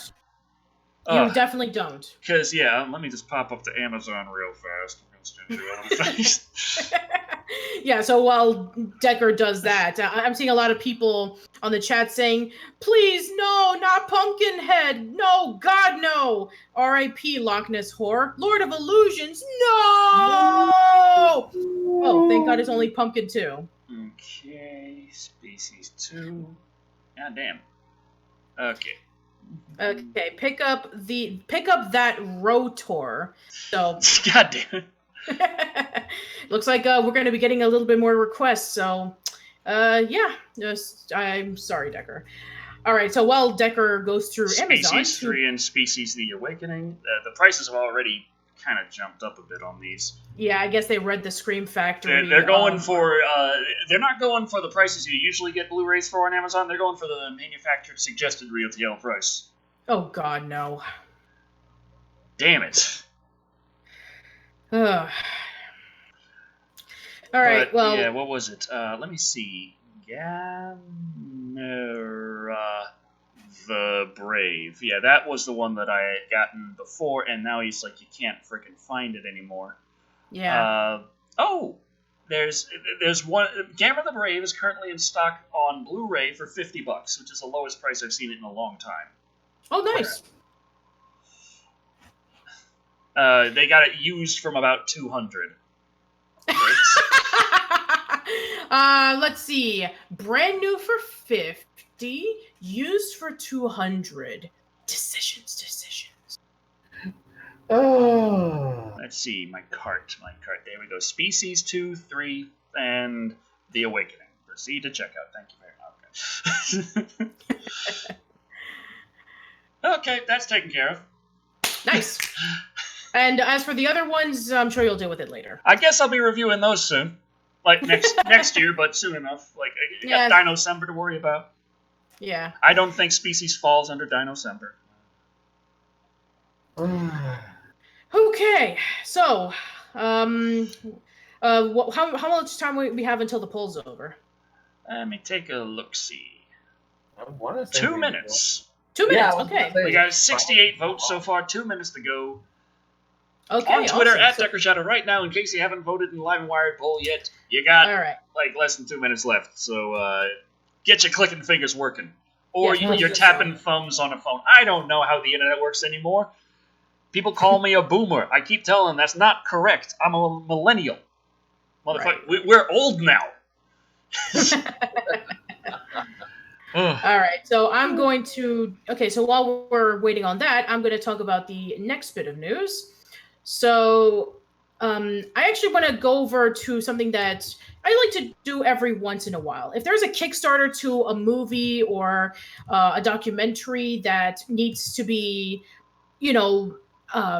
advertised or showcased because I like their cause, then I'm actually intrigued by it. So we did this before many times, like one for a couple of independent horror movies, one for a documentary discussing about the 1980s, one that discussed about, from what I remember, like Halloween and such like that. So this time around, it's about one based off of a TV show and a channel that was around during the 2000s that covered video games. Oh yeah, I remember this. Yes. So there was a Kickstarter for Attack Show and G4. So for those who don't know, G4 was a TV channel that went over and discussing about like video game reviews, and at least for the first year. Yeah, the first year. And Attack of the Show was akin to that. So basically around the time in which when video games were starting to become a lot more mainstream, and then they started like going over in depth about like various video games and recommendations for it. And then the hosts, a lot of people have like some of their favorites that they would like get their opinions on. Then they would geared towards that. But unfortunately, the channel and the series itself kind of went downhill a couple of years, especially with the rise of video game reviewing shows on YouTube. Screw Attack, stuff from the Angry Video Game Nerd. And then when, that guy with the glasses was starting out, they had Blistered Thumbs. So, and, there was like so many YouTubers out there that covered video games inspired by James Rolfe that eventually G4 and Attack of the Show just kind of diminished, and it became a lot less relevant. And nowadays people seem to look back on it fondly, saying like this is kind of like one of their first introductions to like a personality talking about a video game. Oh god, Meatball Guy once says, "They call me a boomer. I prefer loud and proud explosions. Wow!" And Dark Foo 456 responded, "Decker confirmed, Mr. Torg." Yes. But didn't we already know that? Anyway, so this is what the campaign is about. Okay, Attack of the Show was a daily show that aired on G4 TV and kept viewers informed about video games, tech, movies, comic books, the internet, and pop culture. The show covered everything that you cared about. Hosts Olivia Munn and Kevin Pereira became household names alongside with other on-camera talent such as Sarah Lane, Zach Zelwyn, Sarah Jean Underwood, Will O'Neill, Adam Sessler, Morgan Webb, Allison Hyslip, Carrie Keegan, Bear Butler, Blair Herder, Jessica Chobot, Candice Bailey, and many others. Attack of the Show debuted in March of 2005, and it was on the air until 2013 when it was canceled. It was more than just a show. Attack of the Show fostered a fan community that gathered to chat about whatever was happening on the internet that day. The hosts connected with the audience because they were the audience, and viewers were part of the shenanigans. ATOS and the audience became one giant geek family and chronicled the last moments of a pop culture community before it was fractured by social media. So why did it end? It's been 6 years since Attack of the Show was canceled and G4 TV ended.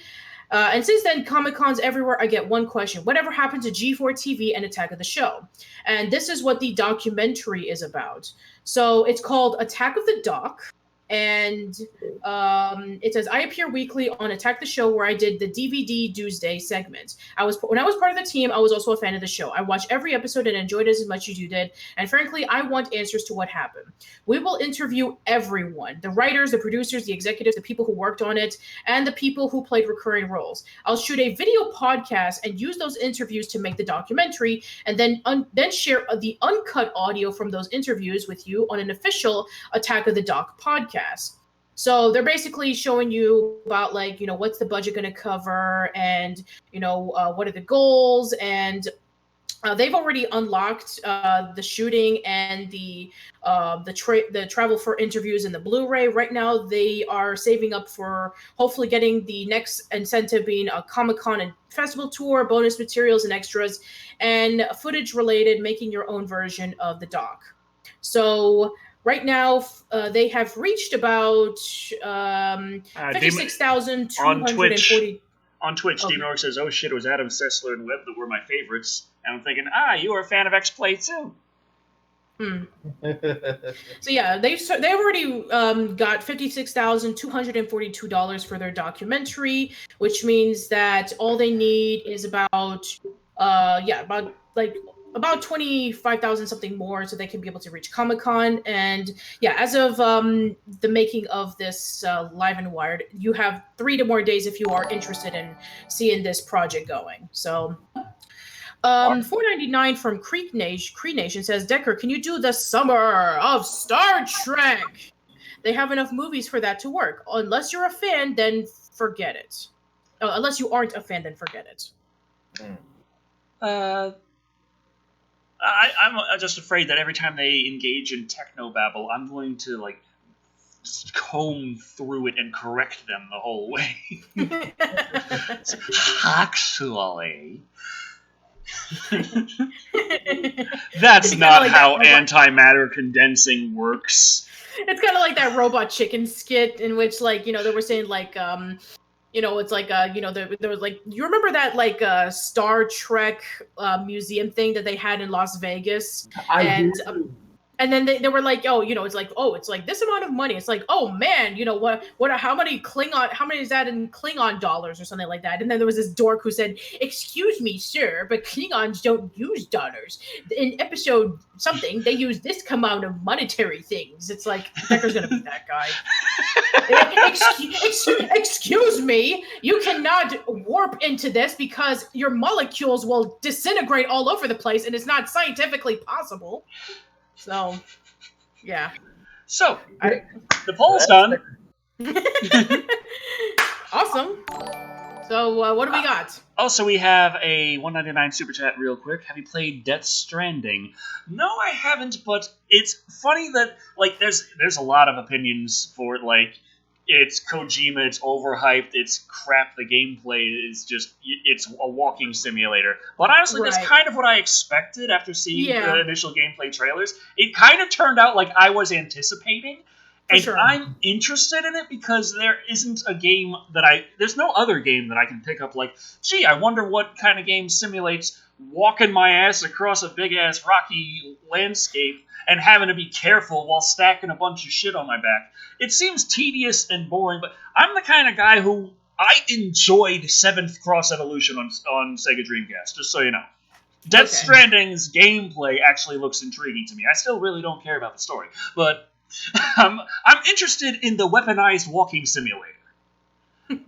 But I'm feeling like the way everything is a bit, you know, kind of controversial about, hey, you said it's not fun, but you gave it a 10, or you have to give it 30 hours before you really get into it, and people saying if you say it's good, you just sucking Kojima's cock. I'm thinking that probably around Black Friday, I'm going to have a pretty good deal on Death Stranding. I'm looking to see about getting it then.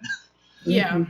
I've actually seen gameplay of it. I heard Easy Allies discussing about the game, and yeah, I mean, it was kind of, you know, what I expected for Kojima to have, like, this weird game. It's like, you know, throughout the few years that we've, like, seen, like, footage, like, of weird trailers of babies and tar pits and, you know, all that kind of stuff, is like, what is this game? And then when you see this, like, oh, it's just a guy walking around carrying packages. But it's symbolism, by the way, because it's a representation of what's going on in our country. Everyone's putting up walls, but we're building bridges. Yeah. And you know everything's covered in tar. That means we need to be careful with the environment because of climate change. Yeah. Oh god, the one part in Detective Pikachu where I just burst out laughing is when they're on the giant torteras that are just tearing up the entire landscape. It's like being caught right where Spider-Man decides to bring out Marveler. It just and they're all like screaming, scrambling, trying to get to higher ground, and then there's Pikachu. He's there. How could anyone at this point say that climate change isn't real? Right. But okay. All right, the Twitter poll. Twitter poll. Yes. We had the poll for Nicolas Cage starring in a movie about killer robots in an amusement park, and he's starring in an adaptation of a Lovecraftian novel. So we asked, what should Nick Cage star in next? We had 79 votes. Oh, nice. And it's a relatively tight race for the top 3. Oh, wow. We haven't had that in a while. Now, the one that came in at a measly 10% of the vote all right, is for him to star in a Lifetime original movie. Though down here, Inquisition mentioned I think he's already done a Lifetime movie, so that could be why. Oh, okay. Oh. Now, at number 3 with 28% of the vote, a Pixar movie. I guess, the argument is like, oh, he was in a DreamWorks movie. So, yeah, I mean, yeah, but DreamWorks movies are a lot more fun and they're a lot more wacky. I would like to see Nicolas Cage be a lot more, serious and a little bit more toned down. I'm actually, but yeah, I mean, I could definitely, see that, the argument. And they are making a second Croods movie, so there you go. Nicolas Cage will come back in animation. Coming in at number 2 with 30%. Very tight vote. A musical. And with a 32% very tight margin, where if we were to just take the top 2 and do a vote on that, it would probably it could change, change the vote, change the actual winner overall. The Let's Play channel gonna have Nicolas Cage playing Happy Wheels. Yeah. Oh my gosh.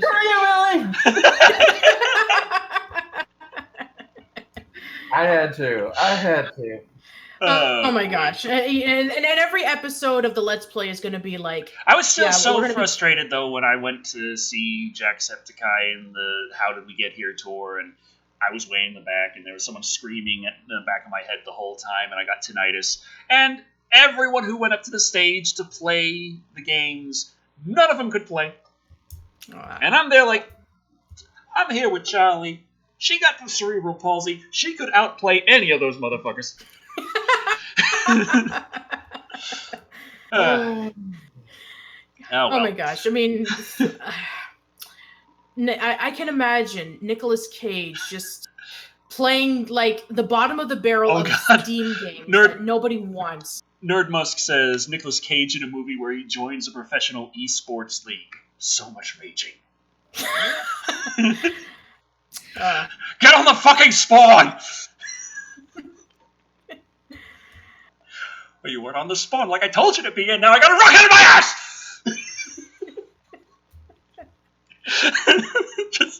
I want to see this movie so bad. Hollywood, if you're listening to us, Nicolas Cage as a professional video gamer in an esports competition. Make it happen. Oh god. All right.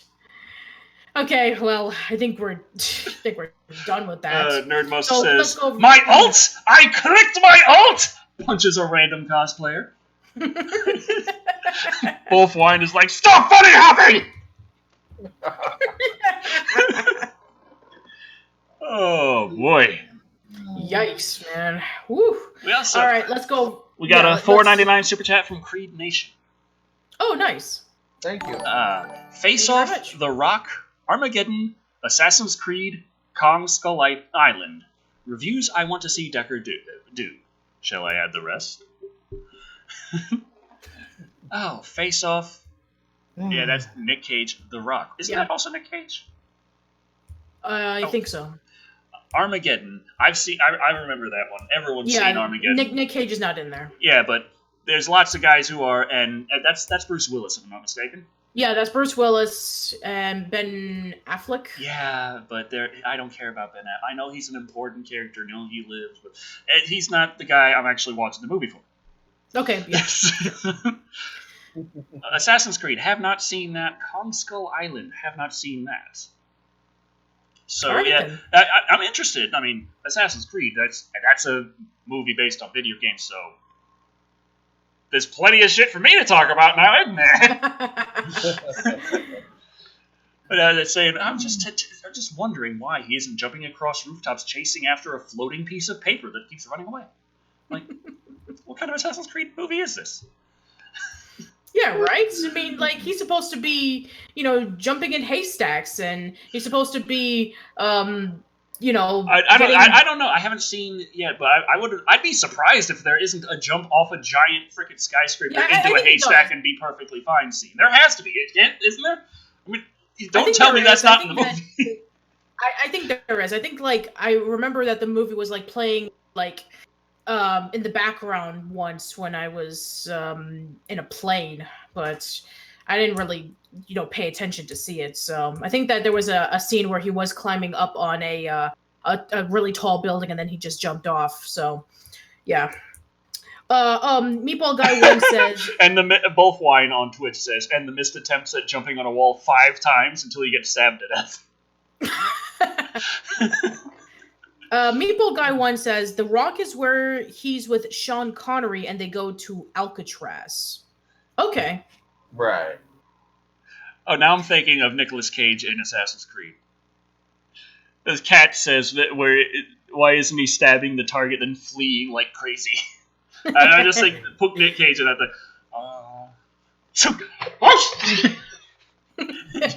No, it's okay, Nicolas Cage. You just need to blend in with the crowd for 5 minutes, and then you can just walk back to normal like nothing happened. Just slink into a crowd of women just standing there, and he's just like, hi.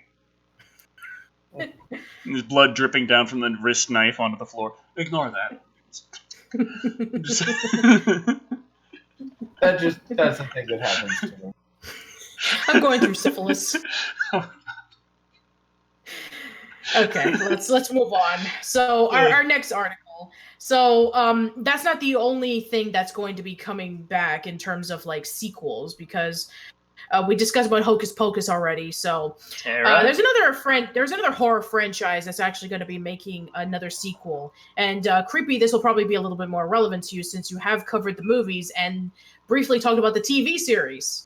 So you know where I'm going at. So yeah, and no, I'm not talking about like gargoyles. So I wish, but no, it's it's Scream. It's Scream. Scream is getting another movie. Also, I would just like to point out, not very long ago, before like several months ago, but this year, there was a joke in one of my reviews where Chibi Hulu talked about how there was going to be a new Scream movie in the franchise. See, that's what you get for thinking that an elder god is being sarcastic. Sorry, you broke. I don't know if it was for anybody else, but you broke up there to me. Your fault for thinking that it was an elder god being sarcastic. Right. Okay, here we go. All right, here we go. Even after the passing of Wes Craven, Ghostface continues to live on because you can't kill the killer. Bloody Disgusting. This is Texas, ma'am. Bloody Disgusting can exclusively report that Gary Barber's Spyglass Media Group is currently developing the next Scream, based on the franchise created by Craven and writer Williamson. While Craven has directed all 4 Scream films before his passing, various filmmakers would get behind the camera for a television series that ran for 2 seasons on MTV and a third on VH1. And I never saw past the first one because it was terrible. Although some people have told me that I should give it another try because they said it got better after season 1. Okay. All 4 films remain canon, while the series would create its own mythology, because apparently they couldn't get the rights to the actual Ghostface character. It's unclear if the next film will continue to be canonized within Craven's universe or be a remake, but we are hearing that, as of this writing, Williamson is not writing the screenplay, because that worked out so well for Scream 3. The news isn't all that surprising, being that Spyglass is remaking Hellraiser, Dimension Films' other property that is being written by David S. Goyer. Blade 2, Batman Begins, Batman vs. Superman, Dawn of Justice. Yeah, and we already talked about that last time. Right. Yeah. I don't exactly feel reassured right now. How did Spyglass land the rights? Well, as Variety previously explained, Spyglass Media Group was relaunched as a content company in March by former MGM Topper Barber, Lantern Entertainment co-presidents Andy Mitchell and Milos Rajovic, and strategic investors Eagle Pictures and Cineworld Group. So basically a clusterfuck of a bunch of people. Yeah. Yeah, pretty much. Lantern Entertainment is the company that acquired all of Dimension Films' assets after the allegations against Harvey Weinstein put the company in bankruptcy. Huh. Watch the That's what spot. happens when you work with Weinstein. Yeah, I mean, for sure. So yeah, expect another Scream movie, everyone, because that's what we wanted, right? I was always confused when they made the fourth one. Confused me. I mean, people tell me it's a good one. I haven't seen it, but I was like, no. The third was like, hey, you know what? Trilogy. That's the real big important thing. Now they're just saying, fuck that. Yeah. I know Creepy has covered it a few years ago, but sadly his video was taken down by what was it? What was the company that took it down again? I want to say it was Dimension Films at the time. Okay, so maybe you could try again now that they don't have the rights to it anymore. That reminds me though. that reminds me though of the thing we started off the live stream talking about with Markiplier. Oh yes. In his video, one of the things he said that actually I didn't realize was the case. He said, "Hey, by the way, have you ever wondered why my channel name is technically?" Okay, we got Creepy stepped out for a second. Oh, okay. But yeah, Markiplier said, "If you ever wonder why my YouTube channel is called Markiplier Game and not just Markiplier, is because the first channel was taken down, and I went ahead and I asked support to reinstate it, and they denied it." Right. So it kind of like how the what's the word I'm looking for here? Kind of like how all the people who were getting just blanket banned in his live stream chats were asking YouTube support to be reinstated, and they were just getting denied. And he's like, "This is really ticking me off." So yeah, Markiplier is one of those who his whole channel got his whole Google account just got annihilated, and he was denied any kind of like he was not allowed to come back. So he just made a new channel, and he became one of the largest YouTubers out there. Yeah. So that had to be harsh, because yeah, that's happened to a lot of people. Having like trying to do something on this site, and then just having it all just torn away, and then having to start up from nothing again. Mm-hmm. Like that happened on Manic Expression, the comic book cast. Oh, that's right. Like, yeah, I remember. And Creepy also, he got his original channel taken down. I'm thinking more people might know Comic Book Cast because they're a pretty big channel right now. They are, yeah. Like they were starting like roughly around the same time that all of us. Just like they got to about 2,000 or 3,000 subscribers, and 300, yeah, 300, yeah, about like around that time. Before they. Oh yeah, before then, yeah, about like 2,000 or 3,000, yeah, 2,000 or 3,000 subscribers right before their channel just completely shut down. Yeah, and now that's why they're called Comic Book Cast 2. Yeah, even though that nowadays you can actually change the name of the title of your YouTube channel if you do have enough subscribers. But yeah, that's why it's originally called that. It's not done for ironic reasons for some people that were like, oh, my channel's called Gamer 74 or something like that. It's like, no, this is not the 74th YouTube channel they tried. But yeah, Comic Book Cast, yeah, they started around the same time that we did when we were on Manic Expression, and a lot of us had gotten our Blip channel shut down, and trying to scrounge so that we can be able to stay somewhat relevant. This was like before I started doing my own videos. I was still doing blogs and podcasts. That reminds me of another bit of YouTube news. That's one of the ways I'm thinking about it is it's coming along kind of like YouTube's trying to turn itself into Blip, which sounds as bad of an idea as you could think. Yeah, it does. Where it does for sure. The new terms of service that they're talking about, they're going to be having some expanded terms of service. One of the things is that they should be allowed to just nuke your channel if it is not commercially viable. Yeah. Now, number one, who determines what is or is not commercially viable? Because ASMR does really well on YouTube, and you wouldn't think that would be commercially viable, but it sure as hell is. And number two, it's fucking YouTube. Why does that have to be a prerequisite? to making content on this platform. It's not supposed to be just strict order of business. It's supposed to be just a community of video makers. You could want to make a silly video. How commercially viable is Charlie Bit My Finger again? Bit My Finger, because exactly that has made hundreds of thousands of dollars in ad revenue. How commercially viable is Charlie Bit My Finger? Not even close. How commercially viable is the Numa gun?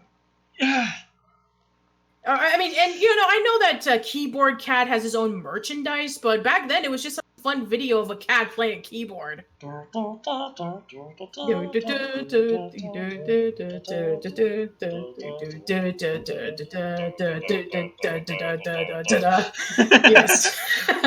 We are old, by the way. Yeah, and I think that for the most part, it used to be a lot of fun where you just got to post something, and you used to get like you were rated by stars as opposed to like thumbs. And yeah, they actually had the 1 to 5 star ratings, and they actually mattered more back then. People actually did rating bums, rating raves back in the day, or they pay bots to give them good ratings. Right. It was a weird time because that was actually when it was a lot harder to make money on YouTube as well. It was like making money on Instagram. I mean, yeah, technically you can do it, but the only people making money on Instagram are those that have so insanely large amounts of followers that they get brand deals and sell merch. Right. That was kind of how. I think it's gotten a lot more corporate, when they saw that, hey, people can make a lot of money off of this, YouTube channel. Let's see if we can be able to get them for all it's worth. So that's why that YouTube channels that are having millions of subscribers and millions of views are the ones that get more recognition. Even like musicians who post their stuff on YouTube are apparently YouTubers because of how much views they get. I'm already just frustrated with YouTube with the way it handles a lot of things. Because it's like with everyone knows like a good video does well. You want to make good content, yes, but the way YouTube tries to encourage that really can screw people up who want to just have a little fun some days. Yeah, remember that article that we read a year ago about the person who was completely burned out by YouTube and he quit? And then, he quit for a while, but then he started getting broke, and then he had to get back to work on it, doing it anyway, because that was his only means of living.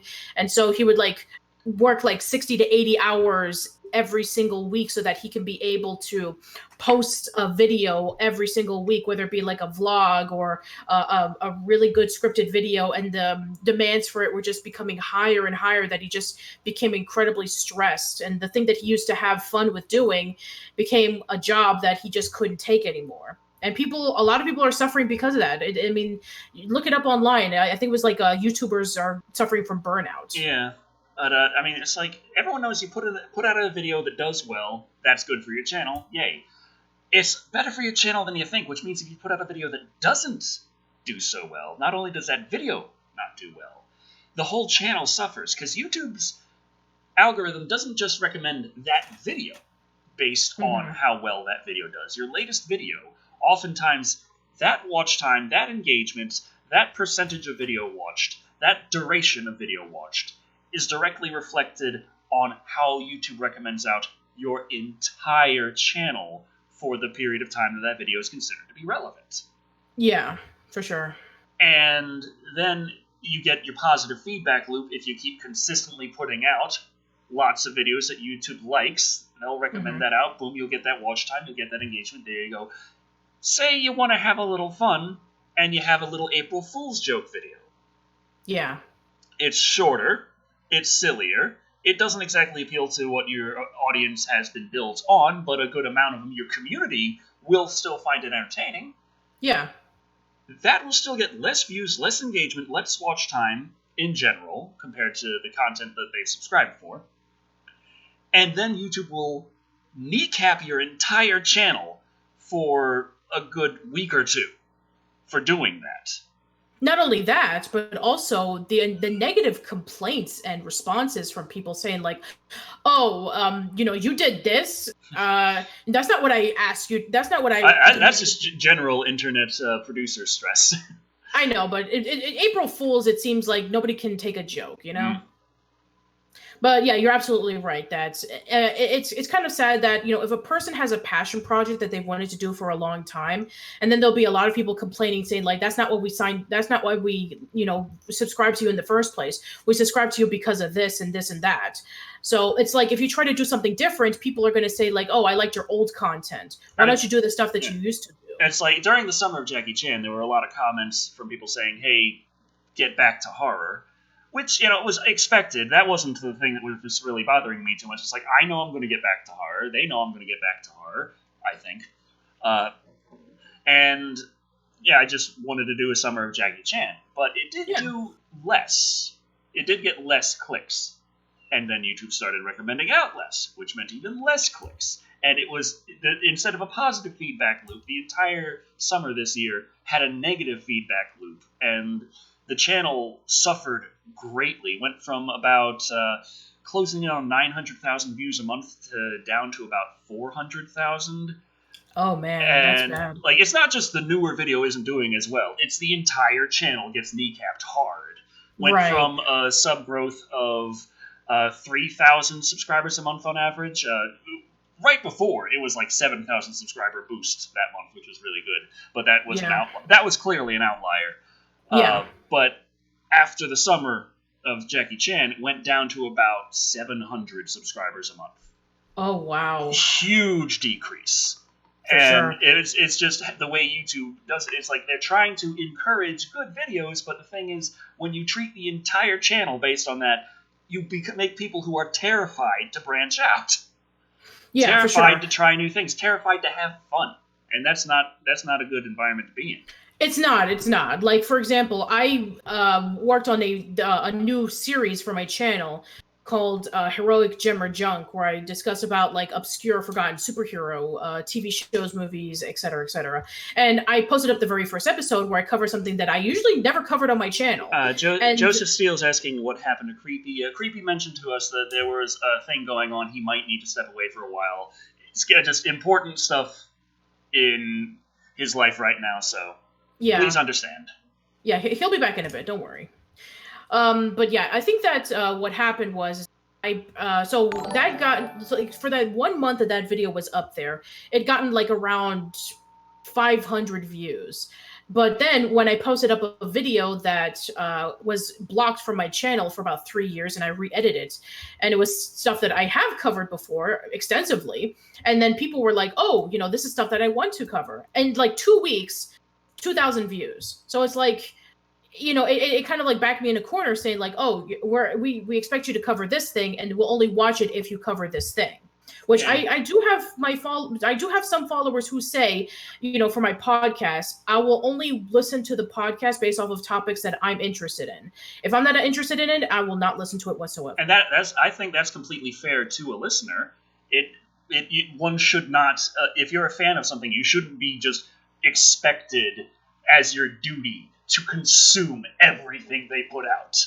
Right. But YouTube seems to think that that's the reasonable thing to expect.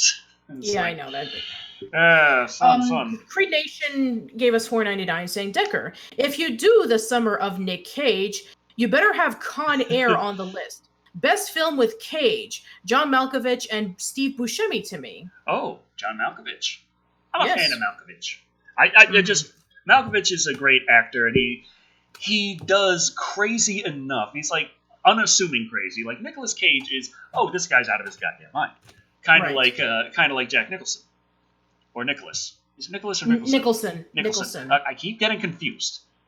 Whichever one is not trying to play golf with me and is instead interested in turning my eyes into a smoothie. Right. But, okay. Here we go. Oh, Crippy's back.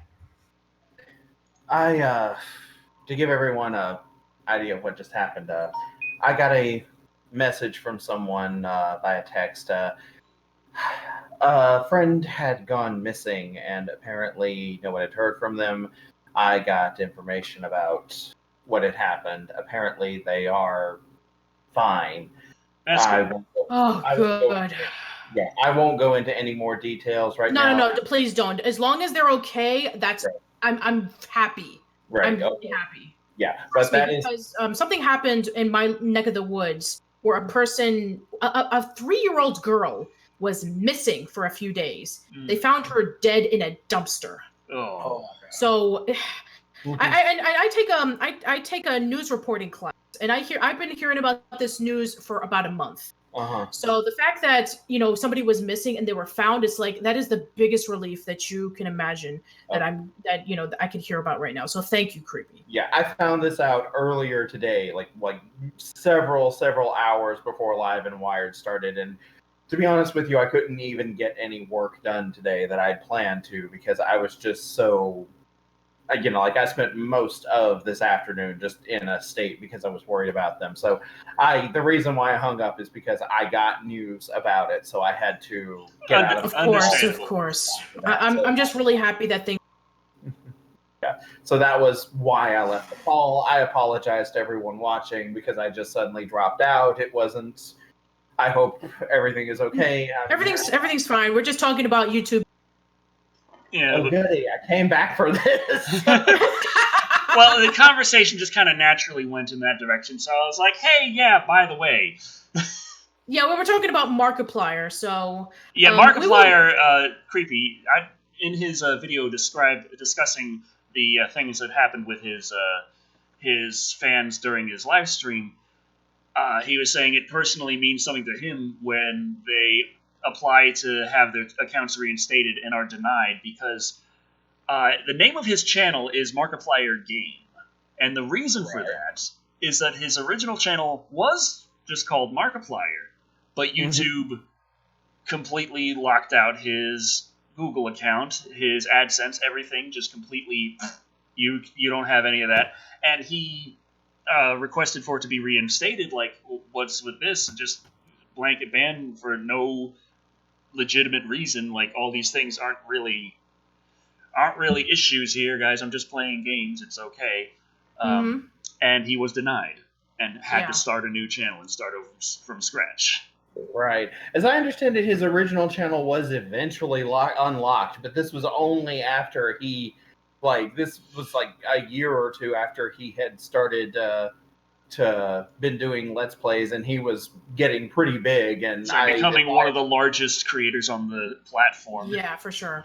Right. So my understanding is, we're unblocking your channel now because you're popular and we're making money off of you now. Yeah. Right. On Twitch, Bothwine says, as long as they are fine, and an heart emoji, no need to say sorry. Thank you. Everybody's giving off their hearts and hugs, saying, I'm glad your friend's okay. Creepy must beg forgiveness. Hugs for sure. Creepy, due to the extreme circumstances, no apology is needed. Gives Creepy a hug. So yeah. Squashy Aussie says, and a belly tickle. Oh, a belly tickle. Okay, that's a new one for sure. I actually do like having my belly rubbed. So. So you're like a Buddha. I bring good luck. Oh boy! All right, let's get back to the news. And since things people did not expect to learn about me when they signed on to this live stream tonight. All right, so yeah, we'll be discussing about more. I think it's Decker's turn, and I actually do have something for him to check out. So got a new Twitch follower. Welcome, Slippery Fish Flats. Oh, welcome. Okay, I shouldn't have read that. Okay. Okay, so let me see. Right before. Oh yeah, that's right. So you gave me an article the other day, Decker, about the Outer Worlds. And I was actually looking into it, saying about this big surprise that they were seeing when they saw the VR Nintendo Switch port. So I'm actually curious about that, because I've seen a lot of praises for the Outer Worlds lately. So I'm actually curious to see what Nintendo would do. So here we go. So the Outer Worlds dev team was very surprised when they saw a virtuous proof of concept for the Switch port. So okay, there you go. The Outer Worlds coming to Switch was a surprise to most people, and that includes the game's developers, Obsidian. Virtuous is the developer handling the Switch port, and their proof of concept for the Outer Worlds on Switch really wowed co-game director Leonard Boyarsky. He explained the situation to US Gamer in a recent interview. I don't remember who first came up with that. It was external to the team. We weren't sure it could be done, but then they started coming out with all these games on Nintendo Switch, and we thought, wow, that's great. And then we saw the proof of concept from the external team that was doing it, and we were very, very surprised. All right, I think that's pretty much it. So that was all the relevant parts of that particular interview. I did dig a little further to find where it all came from and what have you, and it was interesting enough for what it was, but okay, the creepy was loading for a second. Oh, okay. But it wasn't. The connection just died on my. They didn't say anything else. They didn't elaborate any more about what was so surprising about the Switch ports. And I'm thinking, like, is it running nice, like, see, I want to say Saints Row 3 because it's actually running really well now, but I know when it launched it ran like ass because I had it then. But I'm thinking, like, would it be like that, or maybe like Witcher 3, which also does run very well, but nice. It looks like the Witcher 3 if you're wearing someone else's glasses that have Vaseline all over them. I mean, it's Witcher 3. It's fun. I gotta say, I get a lot of joy out of finding deserters and chopping their fucking heads off. I mean, on the Nintendo Switch, when they bleed all over the place, they just kind of turn a shiny shade of red. It's the funniest thing, but it's it's fun still. It's cathartic. Oh man. Oh my goodness. Well, and technically, frame rate wise, the Switch version handles the swamp the best. Wow, no kidding. Well, it was designed from the ground up on Switch to make sure that the frame rate is the most important thing. Everything's blurry as hell. I mean, yeah. Usually, games made from the ground up on its the intended hardware is usually better when it comes to frame rate. Like all those Doom ports that would run at like 2 frames per second because that wasn't made on the original console. Doom on Saturn. Doom on Saturn. I had that. I think I got to level 2. It was as far as I could deal with it. I'm like, yeah, I paid $50 for this. Yeah, I wasted the money. Yeah, fuck. Also, we got a $9.99 super chat. Creepy, let me just get over here where I can read it. Creepy, get me down to Houston from St. Louis. Let me and Decker review Assassin's Creed, and I'll tear the movie apart down to the smallest of details. After all, Creed is my name. Ooh. So that means that he should be doing Creed 2 along with you guys. So Assassin's Creed, Creed 2, Creed to the Hood. God damn it. Creed Maximum. How long does it take for you to grow out your hair like that? I haven't cut it since I was 15, so that's 21 years ago. Mine was not quite as long as Decker's. I started growing mine out while I was in college. I was not allowed to have long hair when I was a teenager. It was forbidden. So when once I got into college and I wasn't living at home anymore, I started growing my hair out. And I actually did have to move back into my parents' place for a little while after college because of, the job market in Mississippi was bad even before the big crunch. But excuse me. But even while I was living with my parents the second time as an adult, I kept growing my hair long, and I didn't. I absolutely refused to cut it. So. All right. I mean, I do not follow in the same. Nerd Musk says mine started falling out when I was 15. I actually know someone who had something like that happen to them. I think that they were as young as. I think they were about 15, maybe 17 when their hair started to fall out. I like watching old videos from PlayStation Access while Rob still has a little bit of hair on his head, and I'm like, oh, he's so cute.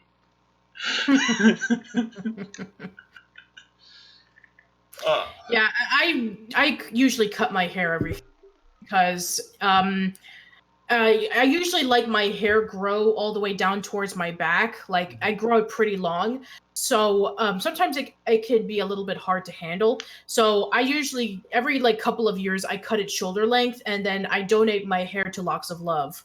so that they can be able to use my hair to make a wig out of it for people suffering from cancer. Right. That's good. So yeah, I cannot. There could be like a certain amount of time in which like I want to cut my hair because sometimes it can get a little bit unruly or something like that. Which I do have wavy hair, and sometimes wavy hair is a bit hard to like keep intact with it. With like getting tangles, or maybe your hair just kind of like dries out. Like the top could be a little bit greasy, but then the bottom is like so dry that you have to cut it have to cut the tips every once in a while. So yeah, I have finicky hair. All right. Like one thing I remember hearing a lot of girls say, was that the thing they didn't like about having such long hair is the kind of effort that they have to put into taking care of it and maintaining it. I'm just like, well, the way I see it was like, it was such a long, hard fight for me to get it that I'm like, I mean, I'm going to take care of it and I'm going to enjoy having it because, like anytime like my hair, like I get hair in my face or something happens, involving my hair that's annoying. I'm just like, well, think about how long it took for you to finally be able to grow it out. Just, let it grow long. And then I'm like, yeah, okay. Yeah. Okay, Zico666 has followed on Mixer. And Welcome. looks like the restream chat on the screen is very far behind. And I don't have Mixer chat open, so I'm very sorry if you are saying anything. Because I can't tell. All right. I got my YouTube chat up here, my Twitch chat up down here, and I don't know how to mix. Mm-hmm. Fireproof78 says, get a bristle brush to put the oils from the top to the bottom.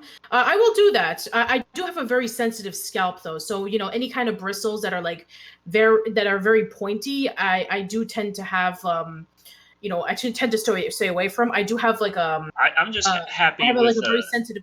Yeah, I have like a comb that has like like plastic tips. Yeah, those little ball tips. Yeah, the little ball tips. They're a lot softer for my scalp. I've always had problems with tangles, of course, curly and thick hair and lots of it. Right. What I find works best for me is a little Conair brush, not the ones with the little pad on the bottom where it's all soft, because that just rips off. But the one with the stiff body and the bristles have the little plastic tip on them, and I can just comb and get most of the tangles out and only rip out a little bit of hair. And I was thinking, like, people have always said, hey, you've got long hair, you should donate it to, charities and such. And I was like, I get plenty of it coming out when I brush it. Can I just, like, collect that? And, like, after a while, I'll send you that, and you can make it into a wig if you want. And they're like, no, are you mad? No, just cut your hair. I'm not cutting my hair. You want that or not? Because that's what you get. Yeah, right. All right, let's go over to our next bit of our news, because when we hit 9:30, this will go over some more YouTube stuff, and we'll delve more into the stuff on Markiplier. Sure. So let's see, it's my turn to read this one. So let's see, we have regarding about a particular adaptation based off of Icon. So this time around, we're going to be talking about Clive Barker. I'm sure a lot of you guys already know who Clive Barker is.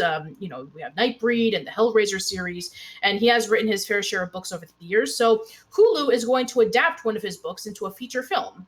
And the book that they're going to be adapting is Books of Blood. I'm sorry. Mm-hmm. Books of Blood. Right. It was announced a while that Brannon Braga from the Orville was developing a small screen adaptation of Clive Barker's Books of Blood. The 6 volumes of original Barker stories are published in the mid-'80s. A few stories from those collections have already been adapted for the screen, including The Midnight Meat Train, Giggity. Rawhead Rex, Giggity. and Dread. I can't giggity that. Yeah. But Deadline reports tonight that the project is now taking the form of a movie, with Braga co-writing, executive producing, and Seth MacFarlane executive producing as well. Okay. Good. Yeah, I know, right? The 2009 movie Book of Blood, you may recall, was based on Barker's tales, written by Braga and Adam Silent from Salem, The Haunting in Connecticut. Is based on a short story by Barker with contributing original material. Books of Blood takes a journey into uncharted and forbidden territory through 3 tales tangled in space and time. Anna Friel from Marcella will star alongside Britt Robertson for The People, Rafi Gavron, A Star Is Born, and Yul Vasquez from Midnight Texas. Friel will play Mary, a beautiful, brilliant psychologist who has gained fame as a skeptic that debunks all theories or beliefs that are not solely scientifically based. Sounds like Decker. Except in reverse, almost. You know, like, this is not true because of science. She loses her 7-year-old son to leukemia and then meets Simon, who becomes her lover and convinces her that he speaks to her for her dead child. How the hell? Okay. I don't even know. Don't even ask. Robertson will portray Jenna, a hypersensitive girl who's misophonia, an abhorrence of sound. As she learns her mother is about to send her back to the farm, she steals. Her mother's been hanging out with Dr. Phil. She steals her mother's cash and sets off for Los Angeles. Gavron Simon is a handsome, charismatic young man who convinces Mary that he is a ghost whisperer who speaks for her dead child. How the hell does he convince her that if she's a skeptic? How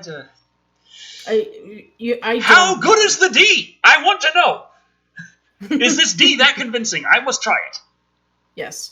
Vasquez will play Bennett, a professional killer. Latest hit clues him on a priceless book that may allow him and his wife to permanently retire. Because apparently that book can give you like lots of money and, maybe like a big house so you could be able to live in for the rest of your days. So sure. On his search for the tome, his quest leads him straight into supernatural territory. The film is expected to premiere in fall 2020. So yeah, that should be really interesting. I haven't read the book myself. Yeah. That's what I gotta say. Yeah, Clive Barker. That's all you could say about it. I haven't read the book myself. So also, hello, Teddy Rumskin. Welcome to the stream. Hey, Teddy, how you been? Yo. Sorry about that. My connection just all of a sudden decided to be weird for a little while. It's like this weird way they're describing skepticism. It's like not scientifically based. It's like, well, it's not necessarily scientifically based. It's, can it withstand experimentation and be provably correct? That's that's one of the things. Not everything can be experimented on. There's the odd things like quantum physics always is a lovely little stickler. The problem of what's it called? The term where it's like the problem of observation or something is the fact that you can't really measure quantum states without altering them. Right. So it kind of screws with your ability to be able to scientifically examine quantum physics if by examining it you're messing with it. Mm-hmm. Yeah, for sure. Uncertainty principle. Thank you, Nerd Musk. All right, so let's see. We're almost reaching about 9:30. Let's cover like what? Slippery Fish is asking who is the best actor in your opinion, Dexter, and I'm gonna have to go on. Jesus Christ. I was like, I'm using all these words to stretch out so I can think longer, and I'm not getting the name, and I know it. So,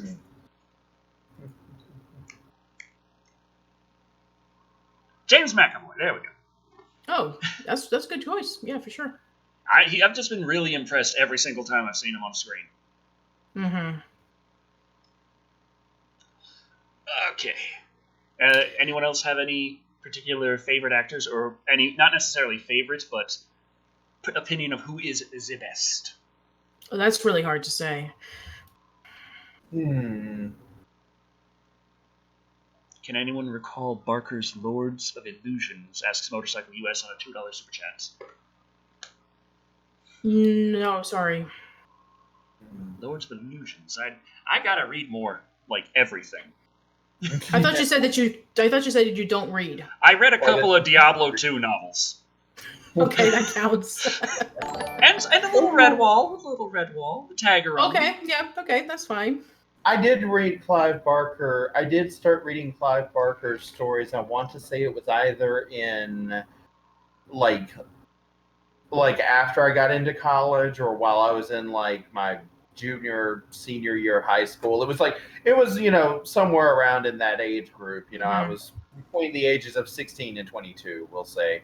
I read some of his works. I remember parts of The Great and Secret Show, and I also remember reading Galilee. I really liked that one. Oh, nice. I haven't read all of them, though. I wasn't, that big of a fan of his, but I did read several of his stories, so... Yeah, that's good to hear. Mm-hmm. Let's see. I think that I want to read 2 more articles. Move on to our next bit of news. So, let's see if I can find anything. Oh, this is going to be interesting. So, yeah, last time we actually did discuss about a Dracula graphic novel starring Bela Lugosi. And there's actually been an announcement from the BBC that they're going to be doing a brand new Dracula miniseries. They actually claim that it's going to be a lot more authentic to the original book by Bram Stoker. So I'm just going to pull this up really quick. So it's Creepy's turn. So I will leave you to read that. Alrighty then. Okay. Let's see. For those of you, like myself, the person writing this article, not myself, who fell into Sherlock and Doctor Who obsessive camps, today's news is particularly exciting. Yay! BBC's trailer for the upcoming miniseries Dracula dropped to give us a tease, and boy, did it ever come through. What, no Duckula miniseries? I mean, Danger Mouse had to come back a few years ago with its remake, so I guess no love for the Duckula. Both writers, Mark Gatiss and Steve Moffat from Sherlock and Doctor Who fame, have come together to retell the classic Bram Stoker tale of Dracula. Retell as in tell it for the umpteenth time, but sure. Still. The series tells the story of Dracula as he travels from Transylvania to London and everything that happens in between. It apparently then goes beyond what we are familiar with in the book and has Dracula tango with Van Helsing's descendants. Literally? Like dancing? Entirely possible. I've seen a lot of Dracula movies. I'm just saying. Keep in mind, this is Moffat we're talking about, and sometimes things in his shows tend to go a little bit askew. What's that name say? Clace Bang? Sure. Yeah. Stars as our new Dracula and is only teased at the end of the trailer. He is giving us super Christopher Lee vibes from what we see here. Everything else in the trailer is a blend of eclectic bits of the genre that we are completely on board with. The trailer has us very excited to watch the series. With the history of Moffat and Gatiss, I wouldn't be surprised if we get a December release on this one, similar to Sherlock episodes and Doctor Who Christmas specials, but we will have to wait and see. What do you guys think? Excited to see Sherlock writers in charge of old Dracula, like what you see in the trailer? Let us know in the Well, they're talking about their comment section, but tell us too. Yeah, for sure. And there's the trailer. Go over to the BBC YouTube channel to check it out and see for yourself how it stacks up compared to the other Dracula adaptations that we've gotten. More tango. One thing I remember. We actually gotten a few comments from people. We have $2 from Motorcycle US who says, "Sorry, it was also a movie starring Scott Bakula." I think he was referring, a movie with Scott Bakula. So yeah, Bakula. Yeah, Scott Bakula. Bakula. Sorry. You're saying Scott. You're thinking of Scott Bakula, but you're saying Blackula. Blackula was the blaxploitation. Yeah, I know what it is. Yeah, blaxploitation Dracula movie. Yes. Kind of surprised Decker hasn't reviewed that one either. It actually stars, the guy who played as Blackula. Actually, I'm gonna have to get back down to Houston to my friend Thick Black Daddy just so I can at least get a skit where I open his door and he answers like, "Hey, you want to review Blackula with me?" And he can just close the door in my face. I'll just drive down to Houston just for that. Yeah. But yeah, and then probably you'll make a joke later on. Oh yeah, the guy who played as Blackula also played as the king of cartoons in Pee-wee's Playhouse.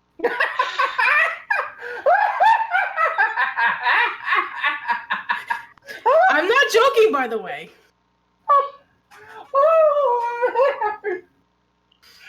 Anywho, there is also a $9.99 super chat. Yes, the $9.99 super.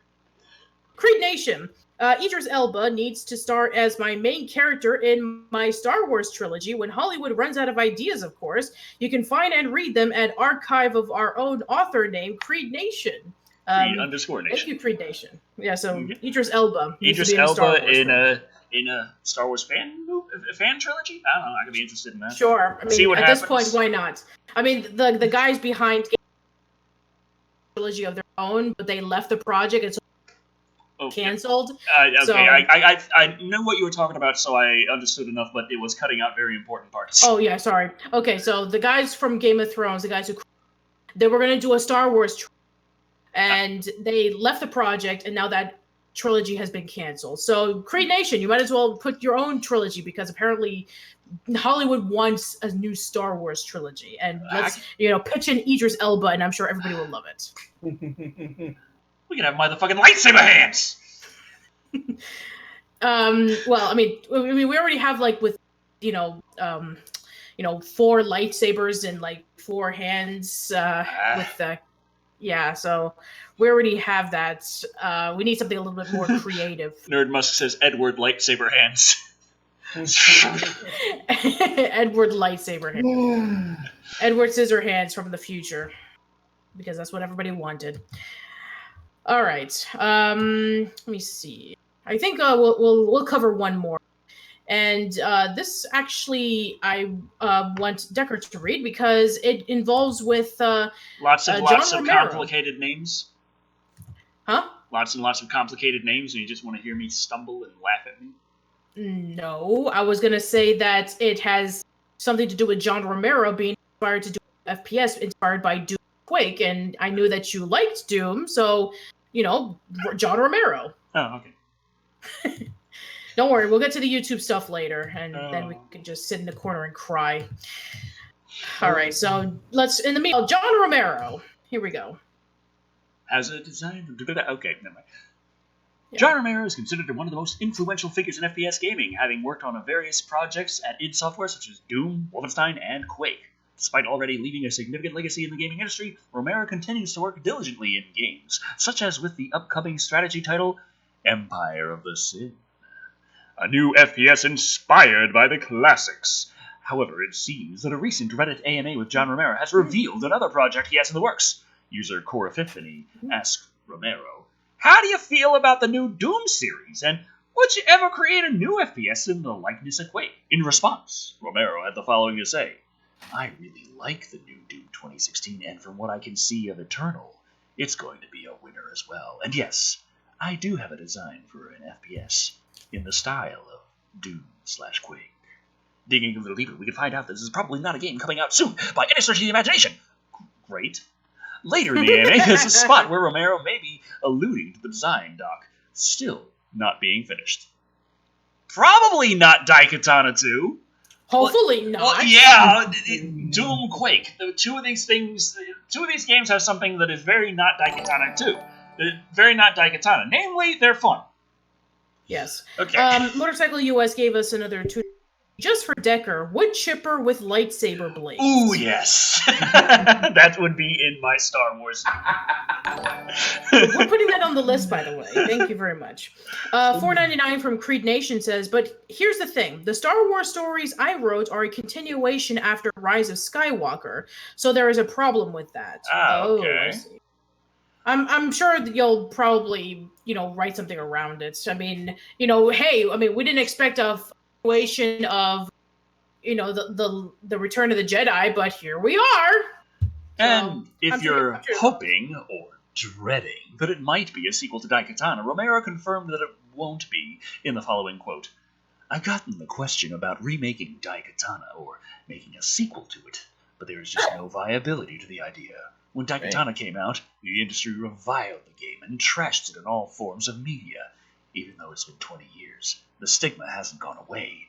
There are many people who love the game and ask me about this, but there's no publisher that would pay for a sequel or remake that I know of." Whatever John Romero has cooking, we can't wait to play it, and beg for it to come to Switch. Let us know in the comments if you feel the same, or if you're still salty about Daikatana. I think everybody's still I salty want about Daikatana on Switch with gyro aiming. Then I'll buy Daikatana. I will buy fucking anything on Switch with gyro aiming. You know, fucking, I've got Saints Row, the new patch came out, runs well. Greatest thing about that patch, at the end of it, they said, hey, you know what's not in the game? Gyro aiming. But we're thinking about it. Mm-hmm. Yes! I actually told Decker back when he first started doing his gaming channel that he needed to do a Let's Play of Daikatana. He's yet to do it, though. Yeah. It would probably do well. I mean, the Let's Plays I'd had the most fun with are the ones where I kind of torture myself. Mm-hmm. Like, I can sit there and I can play a popular game and have fun, and it'll go well. But what people really enjoy watching is me, like, descending into states of madness. Right. Through, like, the Sakura games, the writing ain't good. Mm-hmm. The writing ain't good. Right. So that, by in and of itself, is just like, what am I doing with my life? Right. It's like it's like why people want you to review more Asylum films. They enjoy laughing at your pain. Right. Yes. So yeah, from what I understand, the Steam version of Daikatana is actually not good. I don't think anything that has the Daikatana name on it can be considered good per se. But the Steam version that came out a few years ago is the much improved version of the game. Okay, so it's not a flaming dumpster fire. Right. It's bargain bin trash. Exactly. Yes. It's for one thing, I just don't understand why you don't have gyro aiming in a shooter on Switch. Like, why would you not do this? Just because the game industry feeds on your frustration. It has been this way since 8-bit Nintendo. Bulletstorm comes out on Switch. They're like, hey, we have Duke Nukem in it. No gyro aiming. Yeah. And I'm like, I don't care about Duke Nukem in Bulletstorm. I want gyro aiming. Right. And then they're like, okay, well, here's the classic Doom games. They're all here now. No gyro aiming. And now I got Ring Fit Adventure. That's what I've been playing. Ring Fit Adventure. You know what I do in that? I shake my ass to burn calories. You know what that game has in it? Gyro aiming! Right. When the fucking boss dragon is there chucking boxes at me, I point the fucking ring and move around and gyro aim the crosshair thing, squeeze, pop, burst of air, boom, break the box. I got gyro aiming in my fucking fitness game. Can't have it in my shooters. Hey! Pisses me off. Yeah. All right. I think that we finally reached the point to get to cover YouTube. So let's delve more into that Markiplier, shall we? Oh, okay. Yeah. So, here, let me just... Lone Dragon's just saying, I'm doing drugs! That's what that rant needed. In case you're wondering why I'm so into gyro aiming, well, I'll have you know. All right, so here we go. It's my turn this time, since Decker read the last one. Markiplier viewers banned from hashtag I stand with the ban trend. YouTuber Markiplier Fishbach has released a video claiming that the platform has been banning his viewers for using emotes in his chat. The famous gaming Let's Player with over 24.5 million subscribers just released the first YouTube original interactive special, A Heist with Markiplier, that lets users make their own choices. On a November 6th live stream, members of his chat were asked to use emotes to help influence decisions he was going to make while promoting and playing his new special. Members who paid a monthly $4.99 fee had access to a red or green paddle emote that Fishbach had asked users to spam to vote on which decision he was going to make on stream. Some that did so had their entire Google accounts banned, limiting access to YouTube and Gmail, while also having their appeals denied. After an hour and a half of the live stream, Fishbach moderators informed him of the bans, but the damage had already been done. That's the only reason hundreds of people's accounts in my community had been banned completely, and agitated Fishbach said in the video. God damn, I'm just as mad as you are. Fishbach's video, who has pulled over 1.5 million views, with many fans upset over the over this. How Well, I just love these ads. Yes. Nothing makes reading an article better than the text jumping up and down on the page. Yes, and no, we are not sponsored by Publix. Let's see. What was it? Oh yeah. On Twitter, hashtag I stand with the band started to trend, pulling in over 8,000 tweets in the past day. Users who can't access their emails or source of entertainment have their livelihoods shut off and are expressing that outrage whenever they can. Emotes are a crucial part of a content creator's chat room, allowing anonymous of voices a chance to share a bit more of their personality and hype. If using emotes can result in bans because of an algorithm, it limits how much viewers might want to type or interact in the future. Somebody on Twitter named Writing and Rage says, banning entire Google accounts just for interacting in the chat will kill what makes EFAP and so many other streams so special. We love interacting with the fans. Get your head out of your ass, YouTube. Okay, Alex Ghost gave us an update. In the middle of the night, YouTube started giving us back our accounts. The people that had videos had them either locked or wiped entirely. That's not good enough, not by a long shot, and we're not going away. Hashtag I stand with the band. Team YouTube responded to Fishbox's original tweet, writing that the accounts have been reinstated, and we're looking to why the appeals were denied and how we can prevent this in the future. Fishbox wrote back that not all accounts have been brought back. Some have been are missing the videos, and that issue might keep others from trusting Google in the future. I understand that transparency isn't usually YouTube's mode of operation, but when the problem runs deep, you have to give the why or people won't trust your platform, Fishbach wrote. A Google spokesperson said, our teams have reinstated a number of accounts and are investigating. Yeah, we'll see how long that takes. Oh, fun. Mm-hmm. Also, we got a $4.99 super chat from Creed Nation. Spam F in the chat if my Star Wars trilogy should be made into a movie trilogy. Spam now! Don't spam. Don't spam. I mean, personally, I'm not the most, I don't really care if you're like, hey, a bunch of F, we're all having fun, we're typing F. But if the algorithm automatically annihilates your account, that's kind of a problem, and there's not really too much I can do about it, because if Markiplier's having this much trouble dealing with YouTube support, and he's got, it said 24.5 million subscribers. I'm thinking, was it 200, 300 times the size of this channel? Something like that. So, yeah, it's not looking likely that just everyone stop effing right now. There's only a few F's, but I see them and they scare me. I don't need this effing. Yeah. but thank you for your thank you for your condolences, though. All right, so this is I'm similar. Well, Creepy will be reading a similar article, but there's another article that is similar to what is going on. So, a very well-known YouTuber has had, a copyright claim, and it kind of messed with the sponsorship of her video.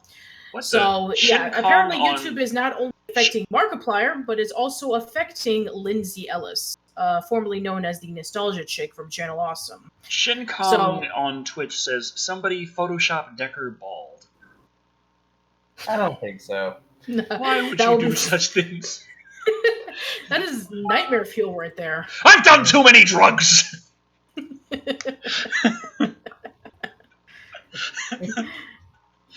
Okay, so Lindsay Ellis. Go! Yes, Lindsay Ellis article. So here we go.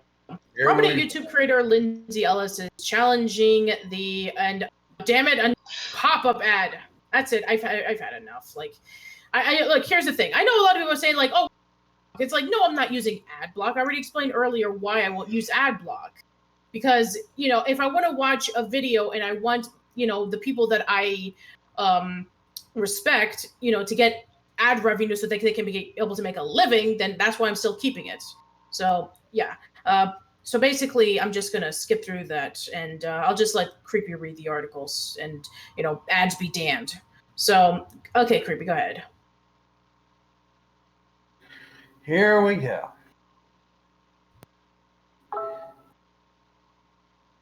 The latest public fight between a YouTube creator, a media giant, and the platform itself shows how complicated the... Hold on, I've got to close something because all of a sudden it's very important to message me while I'm in the middle of a live stream. That's okay. Lone Dragon says the internet... Oh, no. Internet personnel had the shiniest scalp. That should be like an April Fool's Day joke, by the way. You should, coming in. But that'll tank the channel. Yeah, I know. Decker Shadow has no hair. We are all unsubscribing, or at least the algorithm is deciding you're all unsubscribing. Oh boy. That would be kind of hilarious, though. The film critic and YouTuber Lindsay Ellis, with 835,000 subscribers, is fighting a copyright claim placed on her YouTube channel by Universal Music Group that said she put one of her brand sponsorships in jeopardy. UMG made a copyright claim on Ellis's video Woke Disney 1.5 million views because she used a clip of the song of the Roustabouts, she said. Instead of taking it out of video after a copyright claim, YouTube system allows content owners like UMG to make a claim against a video and receive any AdSense review earned by it while allowing the creator to keep the video up. That's what happened in Ellis's case, and that's where it gets complicated.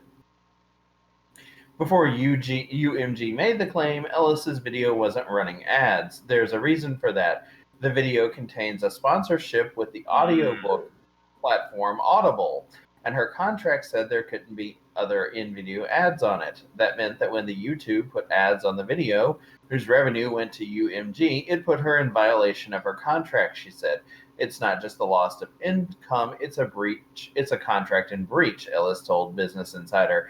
Ellis said that for many sponsorships on YouTube, creators will agree to turn off AdSense review earned through in-video ads on videos, but YouTube allows those who make a copyright claim, like UMG, the option to turn back on video ads, even though the creator has selected for them to be turned off. She said Audible didn't break her contract or sue her, but she did receive a letter from the brand questioning why the video now contains ads. Understandable on both points, on Lindsay Ellis and Audible, not YouTube or UMG. YouTube says the claim is valid. The heart of Ellis's disagreement with YouTube and UMG is whether the copyright claim against her videos is valid. In the video, Ellis plays a portion of the song of the Roustabouts from the Disney film Dumbo, and in a voiceover, she breaks down the lyrics of the song and notes certain historical stereotypes within the lyrics. Ellis said her use of the clip was protected under fair use, a part of U.S. law that allows the limited use of copyrighted material without permission and often applies to cases like criticism of work. It was such a clear-cut case of fair use, which YouTube claims to care about and to uphold, but functionally they do not. Gotta love the YouTube creator videos they put out where they talk about that stuff, and you go down to the comment section and you have a bunch of people really pissed off at YouTube, and then a bunch of really odd positive comments that don't seem to be natural. It's the kind of thing where you're on a Chinese site that's selling something and you look at the reviews and they're like, very good product, would buy again. It's like It's like a bedpan or something. Right. My son loved it. And it's that kind of comment where it's like talking about how this is a wonderful video and it really helped me out a lot. Thumbs up. And it's like, it has nothing to do with the actual content of the video. And it's like, who are these positive comments? Because anyone who's actually acknowledging what the video says hates it. Okay, I'm sorry for interrupting. Not really. Oh, it's okay. Anyway. The heart of Ellis's disagreement with YouTube and UMG is whether the copyright already read through the section. Yeah, I already read that part. Okay, scroll down, please. I'm sorry. Thank you. YouTube, for its part, says that UMG's claim was, air quotes, valid. Our copyright... Oh, good. I can already just feel the scream building up inside of me. Our copyright team looked into this and confirmed that the claim is valid, YouTube wrote on Twitter in response to Ellis. Yeah, We see that of course they did. Yeah, which provides UMG with 30 days to review your appeal. If you would like to resolve the issue directly with them, please DM us for more information. That'll be the first time I've ever heard of anyone getting into direct contact with YouTube over a problem. When YouTube says that a copyright claim is valid, that is usually determined by its software detecting copyrighted material in the video, in this instance, the clip. It doesn't account for things like fair use and lets the parties themselves, in this case, Ellis and UMG, resolve that type of dispute. But in doing so, it favors the copyright holder, Ellis said. Even though there has been no legal action against her by UMG, YouTube has put ads in her video with the revenue from them going to UMG. And though Ellis hasn't yet heard back from YouTube or UMG, no surprise there, on her appeal, her contract with Audible has already been put in jeopardy. Yeah, so that's pretty much it for the most part. So yeah, even and You're cutting out pretty bad there, Patricia. oh, Yeah. sorry. Yeah. Okay, try again. Okay. So yeah, even people like Markiplier and Lindsay Ellis, who are huge on YouTube, are having major problems, whether it be like, their followers are getting banned because of emotes, or, their stuff that they're putting online is kind of complicating their sponsorship. So yeah, it seems like everybody's going through a hard time. And for like smaller content creators, I'm sure it's a hassle.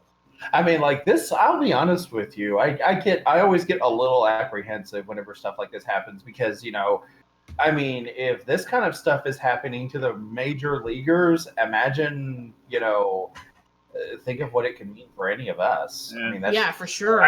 Or even worse, a person who has less subscribers who are saying like, oh, I want to be able to start my own career as a YouTuber. Right. And it's like, yeah, good luck. I mean, the copyright system on YouTube is so borked. That's no surprise to anyone, but I mean, aside from every single video I've had all year being late, because every single video has been claimed without exception, except for I Spit in Your Grave 1 and Remake. Those, for some reason, were perfectly fine. But and Last House on the Left, you said that you had Last House on the Left was okay for like a day, and then it got a little problem, but it was resolved relatively quickly. So it still was less of an issue than most videos that went up. But the only ones that didn't have any problems were the I Spit in Your Grave videos. Right.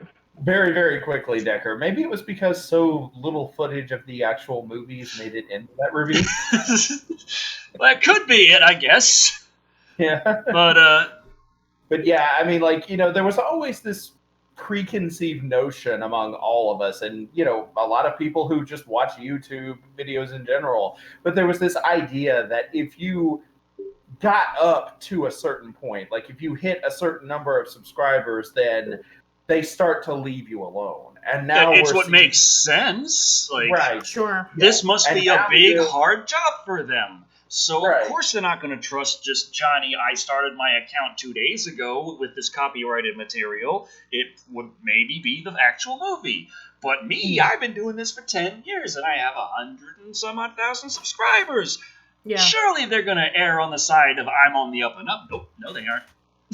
I mean, it's just if they're going, and I mean, like we're seeing how this isn't true now. So yeah, for sure. I mean, just last month, the riff I did for the monthly reward for channel members and the $4 tier for Patreon and Subscribestar was of The Ghoul from 1933, Boris Karloff movie. It's public domain. It's very well known to be in the public domain. It's been in the public domain since 1994.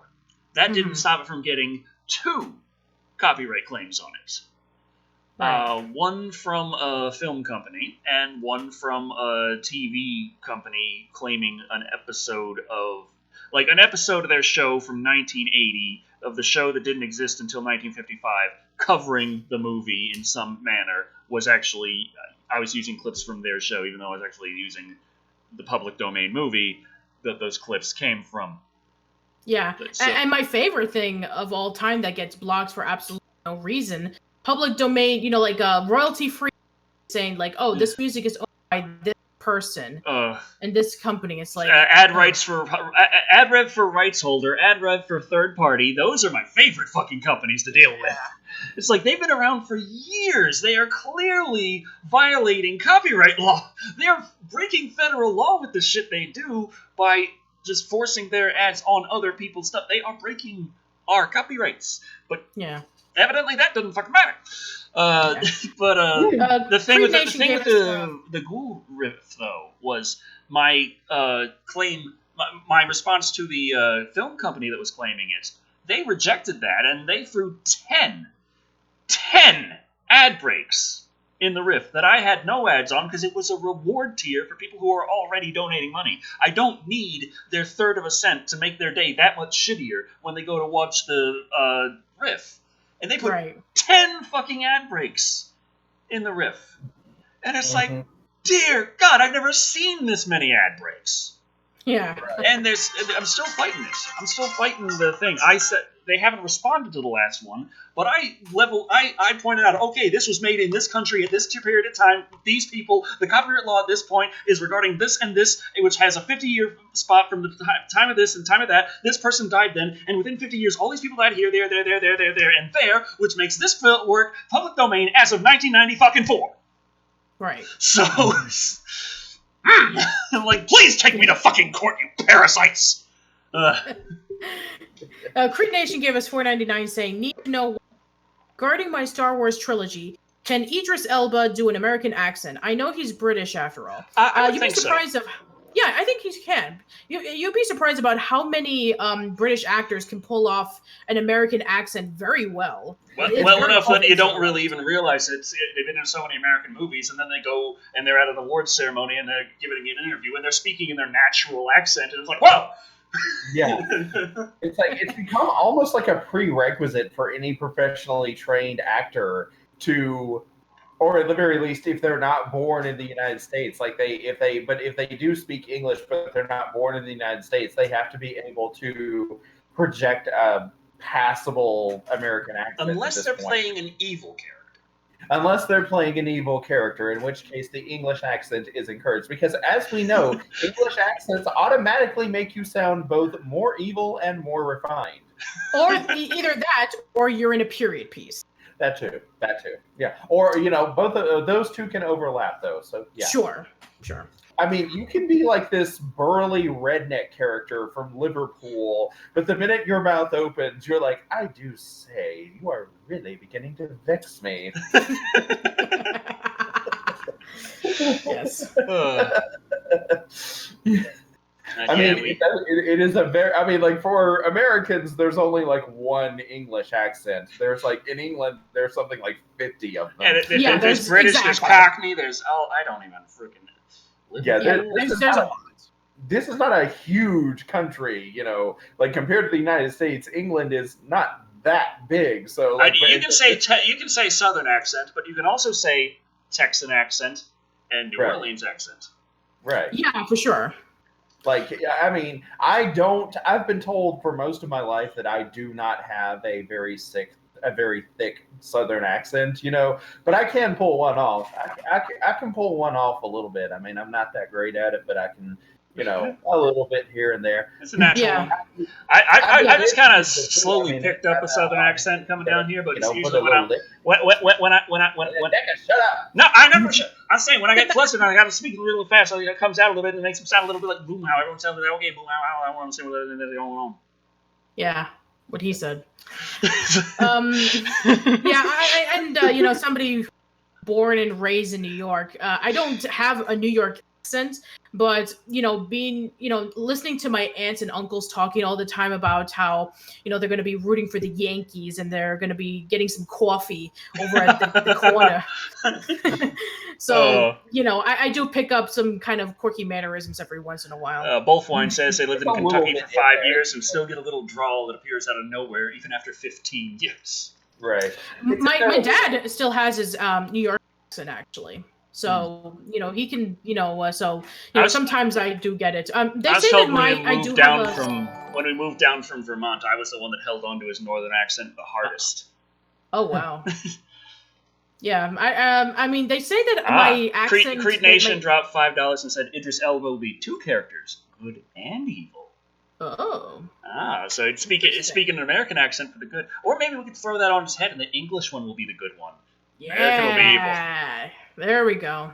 I mean, there's John Barrowman who can speak both in an English accent and an American accent at the same time. Like he can go back and forth. Oh, nice. All right. Let me see. I think that's. I guess we can. Yeah, we've passed the 3-hour mark. Yeah, I think we've passed the 3-hour mark. We've talked about the YouTube news. It's time to. Yeah, I think we're done here. So, yeah, what does everybody have going on? Okay, shall I start? Yeah, go ahead. Okay, the gaming channel has been dead. I have just been the Shining review, ripping it was a nightmare for some reason, and then I got Power Director 18 for HDR support so that I could actually do that, but I can't edit a raw HDR file because that thing ran 80 frickin' gigabytes, and I couldn't even fit it on the Surface because it's a 256 gig model, and so I have pushed that thing as far as it can go. I'm using the micro SD card slot on the back to hold files, and it's not as fast as the SSD, obviously. And I eventually got it going where I tricked the system, kind of like I did back when I was editing 4K on my desktop, where I've reprocessed it down into a smaller file to work and edit, which mostly worked. I think things were like 1 frame off than what I wanted, but that wasn't terrible for a 2.5-hour movie. And so that was a bit of a nightmare, but I got that figured out now. I'm not sure how long until I get some chance to actually play again, because I got some projects I got to work with Creepy on, so I can't really... I think I'd rather do that tomorrow than make more gaming content, even though I haven't made gaming content in like 2 weeks. Right. But then there's... the next review is also going to be 4K HDR. I don't know if the HDR is coming through on YouTube, though, because while Power Director does support HDR and it looks better, it doesn't look washed out anymore, it doesn't tell me if the file is HDR or not, and I haven't had the chance to click on my video and see if it actually tells me it's HDR or not. Right. So, but still, the colors look a lot better than they used to, but the next one is going to be Detective Pikachu, which I have 4K HDR, so that's going to be fun. Yeah, I'm really looking forward to that one. $5 from John Horn, who says, "Fun fact: modern US accents more closely match 1700s English accents, as they used to really enunciate their hard R's, and Epson didn't kill himself." Interesting. Thank you for the fact, John. God damn. So, what do you got, Creepy? I was about to name the episode that. Oh, okay. Well, I guess we'll have to change the name. What I've got going on, I did have a Spider-Man review coming up, but because someone was going to guest star, and that might be delayed for a little bit. But in the meantime, we'll probably just move on to Batman next, and I also am working on the next Supernatural Spotlight script, too. Oh, nice. Yeah, which has seemed to have been well received. The Midnight Wing Theater doesn't get the same hits that my... my hip is just, being a jerk right now. I'm old. Stop being old, Decker. Okay, I'm just... see. Okay. There we go. Okay. Okay, continue, Creepy. I think you're frozen. Creepy? Yeah, he's frozen. He's frozen. Those hips don't lie. They ruin people's internet. Yeah. So he was working on Supernatural Spotlight. Spider-Man and... Spider-Man, talking about Supernatural Spotlights, he was saying that normally Midnight Wank Theater doesn't do as well. I'm assuming he was saying the Supernatural Spotlights, the first one, actually did take off, which is nice. Yeah. Lone Ranger says... Lone Ranger says, more gem creepy. So, yeah. Okay, Lone Ranger said more gem creepy. Also, you were saying Supernatural Spotlights... Okay, you faded out completely, Decker. I heard Lone Ranger says, and then that was it. You were saying that Supernatural Spotlights, like Midnight Wank Theater, normally didn't do super well on your channel, but... And then you froze. It seems to have been very well received. More so than Lex, even. Oh, nice. Lone Dragon says, I want more Gem, creepy. Oh, okay. Gem is coming. I promised Yama, the voice actor for Chibi Thulu, that we would put off doing Gem for a little while, until like the end of this month, so that he can have a break between it and Return to Zombie Island, which he was not happy about. Apparently, most people were not. Yeah. I've seen so many people reviewing that movie saying it's now. Mm-hmm.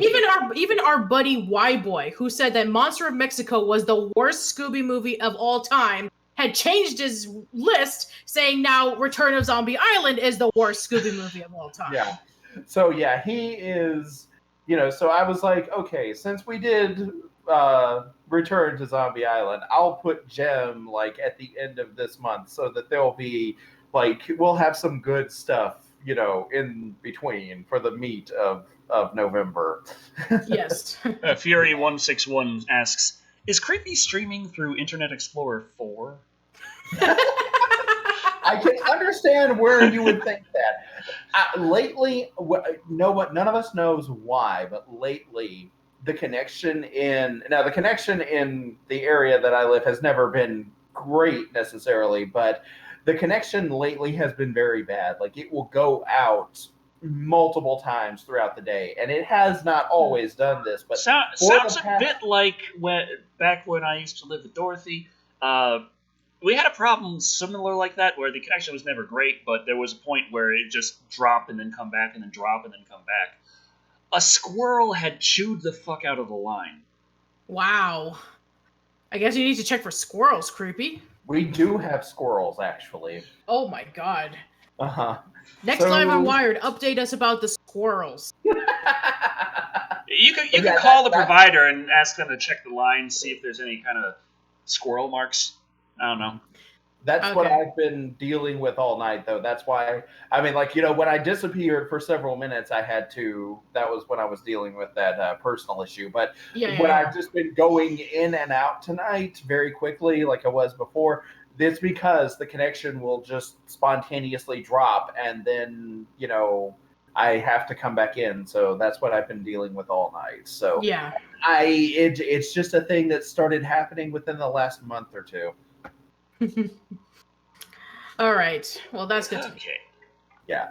Cat says that happened to me too. Squirrel too. Mm-hmm.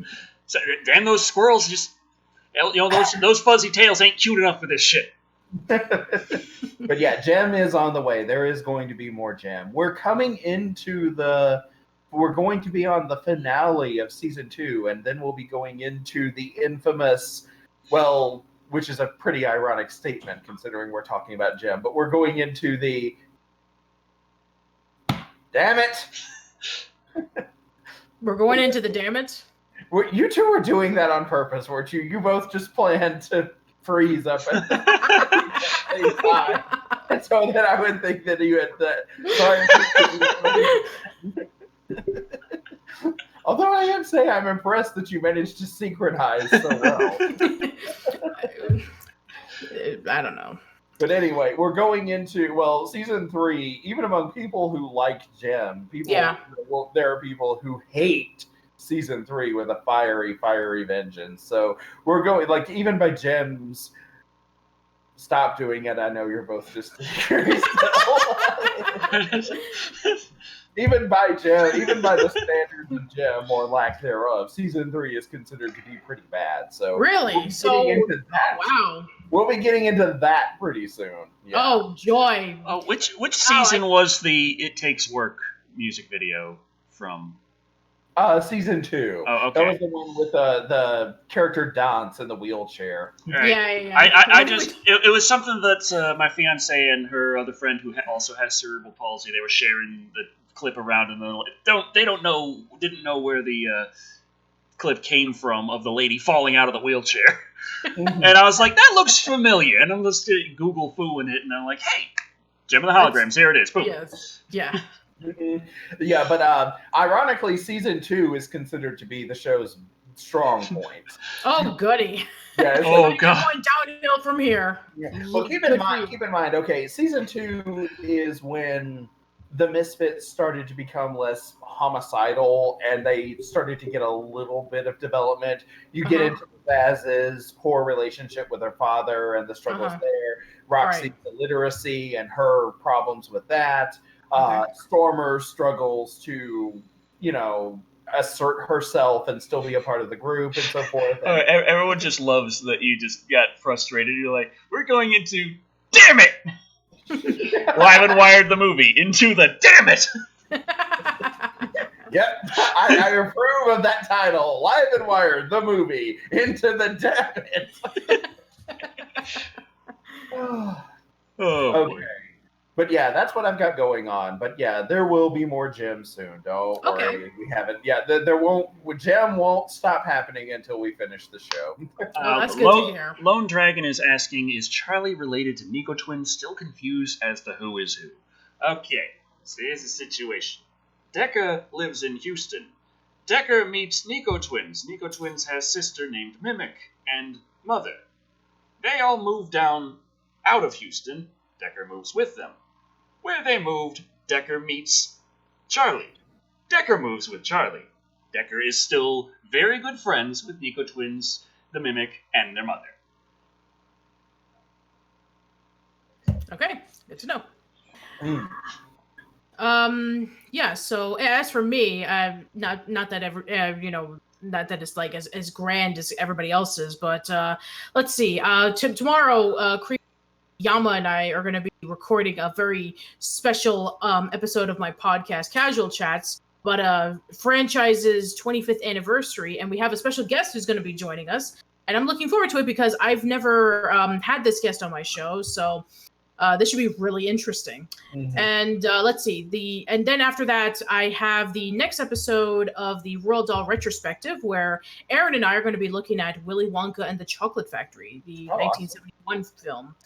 Yeah, because we're going through the adaptations in order. Well, we technically went out of order when we discussed about both of the BFG movies, but that was something that Aaron wanted to do for a while, that he wanted to talk about both of them back to back. And so we did that first, and then we went to the proper order. So 36 hours, and then Willy Wonka and the Chocolate Factory is our next discussion. So stay tuned for that. If you've ever actually done, I'm sure you have, but if you've looked up some of Dahl's life, it's actually kind of fascinating. It's fascinating enough to be a story in and of itself. It's like, I have read his autobiography, and I have read various, the fact that, he came from a really nice formal school, that, Cadbury used to go over to his school, and it gave him chocolates for him to try, which is where he got the inspiration for Charlie and the Chocolate Factory. He would dedicate all of his stories to his family. Like for the BFG, Sophie was based off of his granddaughter, and there's the message about learning to read is very important, and all that stuff. He was an RAF pilot during World War II. He did a lot of suspense thrillers and short stories around the 50s and 60s. He had a series that was very akin to something that Alfred Hitchcock would do, called Tales of the Unexpected. He actually had this gypsy wagon where he used to write all of his stories, and he had this old typewriter. He didn't rely on any computers because he didn't care for technology as much. And damn kids. Yes, exactly. Apparently he was also a spy at one point. He was. Yeah, he worked for the government, and apparently one of his jobs was infiltration, intelligence gathering, and even seduction.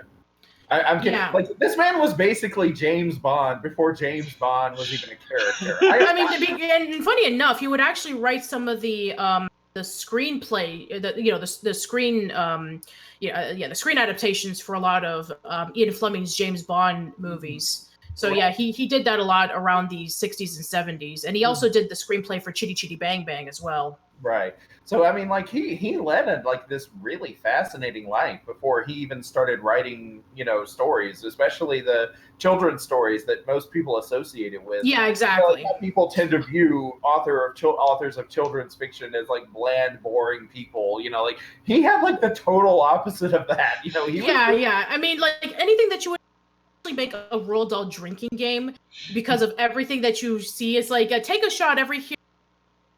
Nas at some point, or fizzy lifting drinks, or if a character has a weird name, right? Like Charlie Bucket, Augustus Gloop, Bruce Bogtrotter, yeah, Bogus, Bunce, and Bean. Right.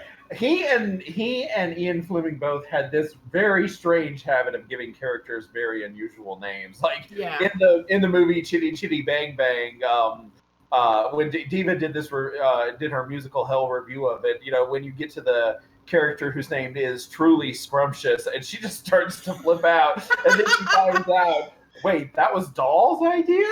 And that makes perfect sense. Right.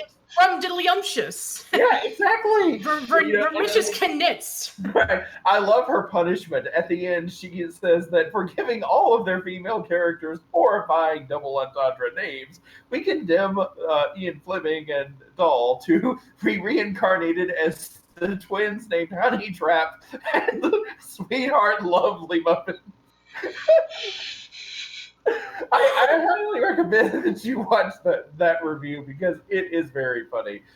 Even if you're a fan of the movie, it's still pretty funny what she pokes at it for. But I think we're coming up on the 3.5 Yes, hour. we are. Lone Dragon says unusual names like Decker Shadow.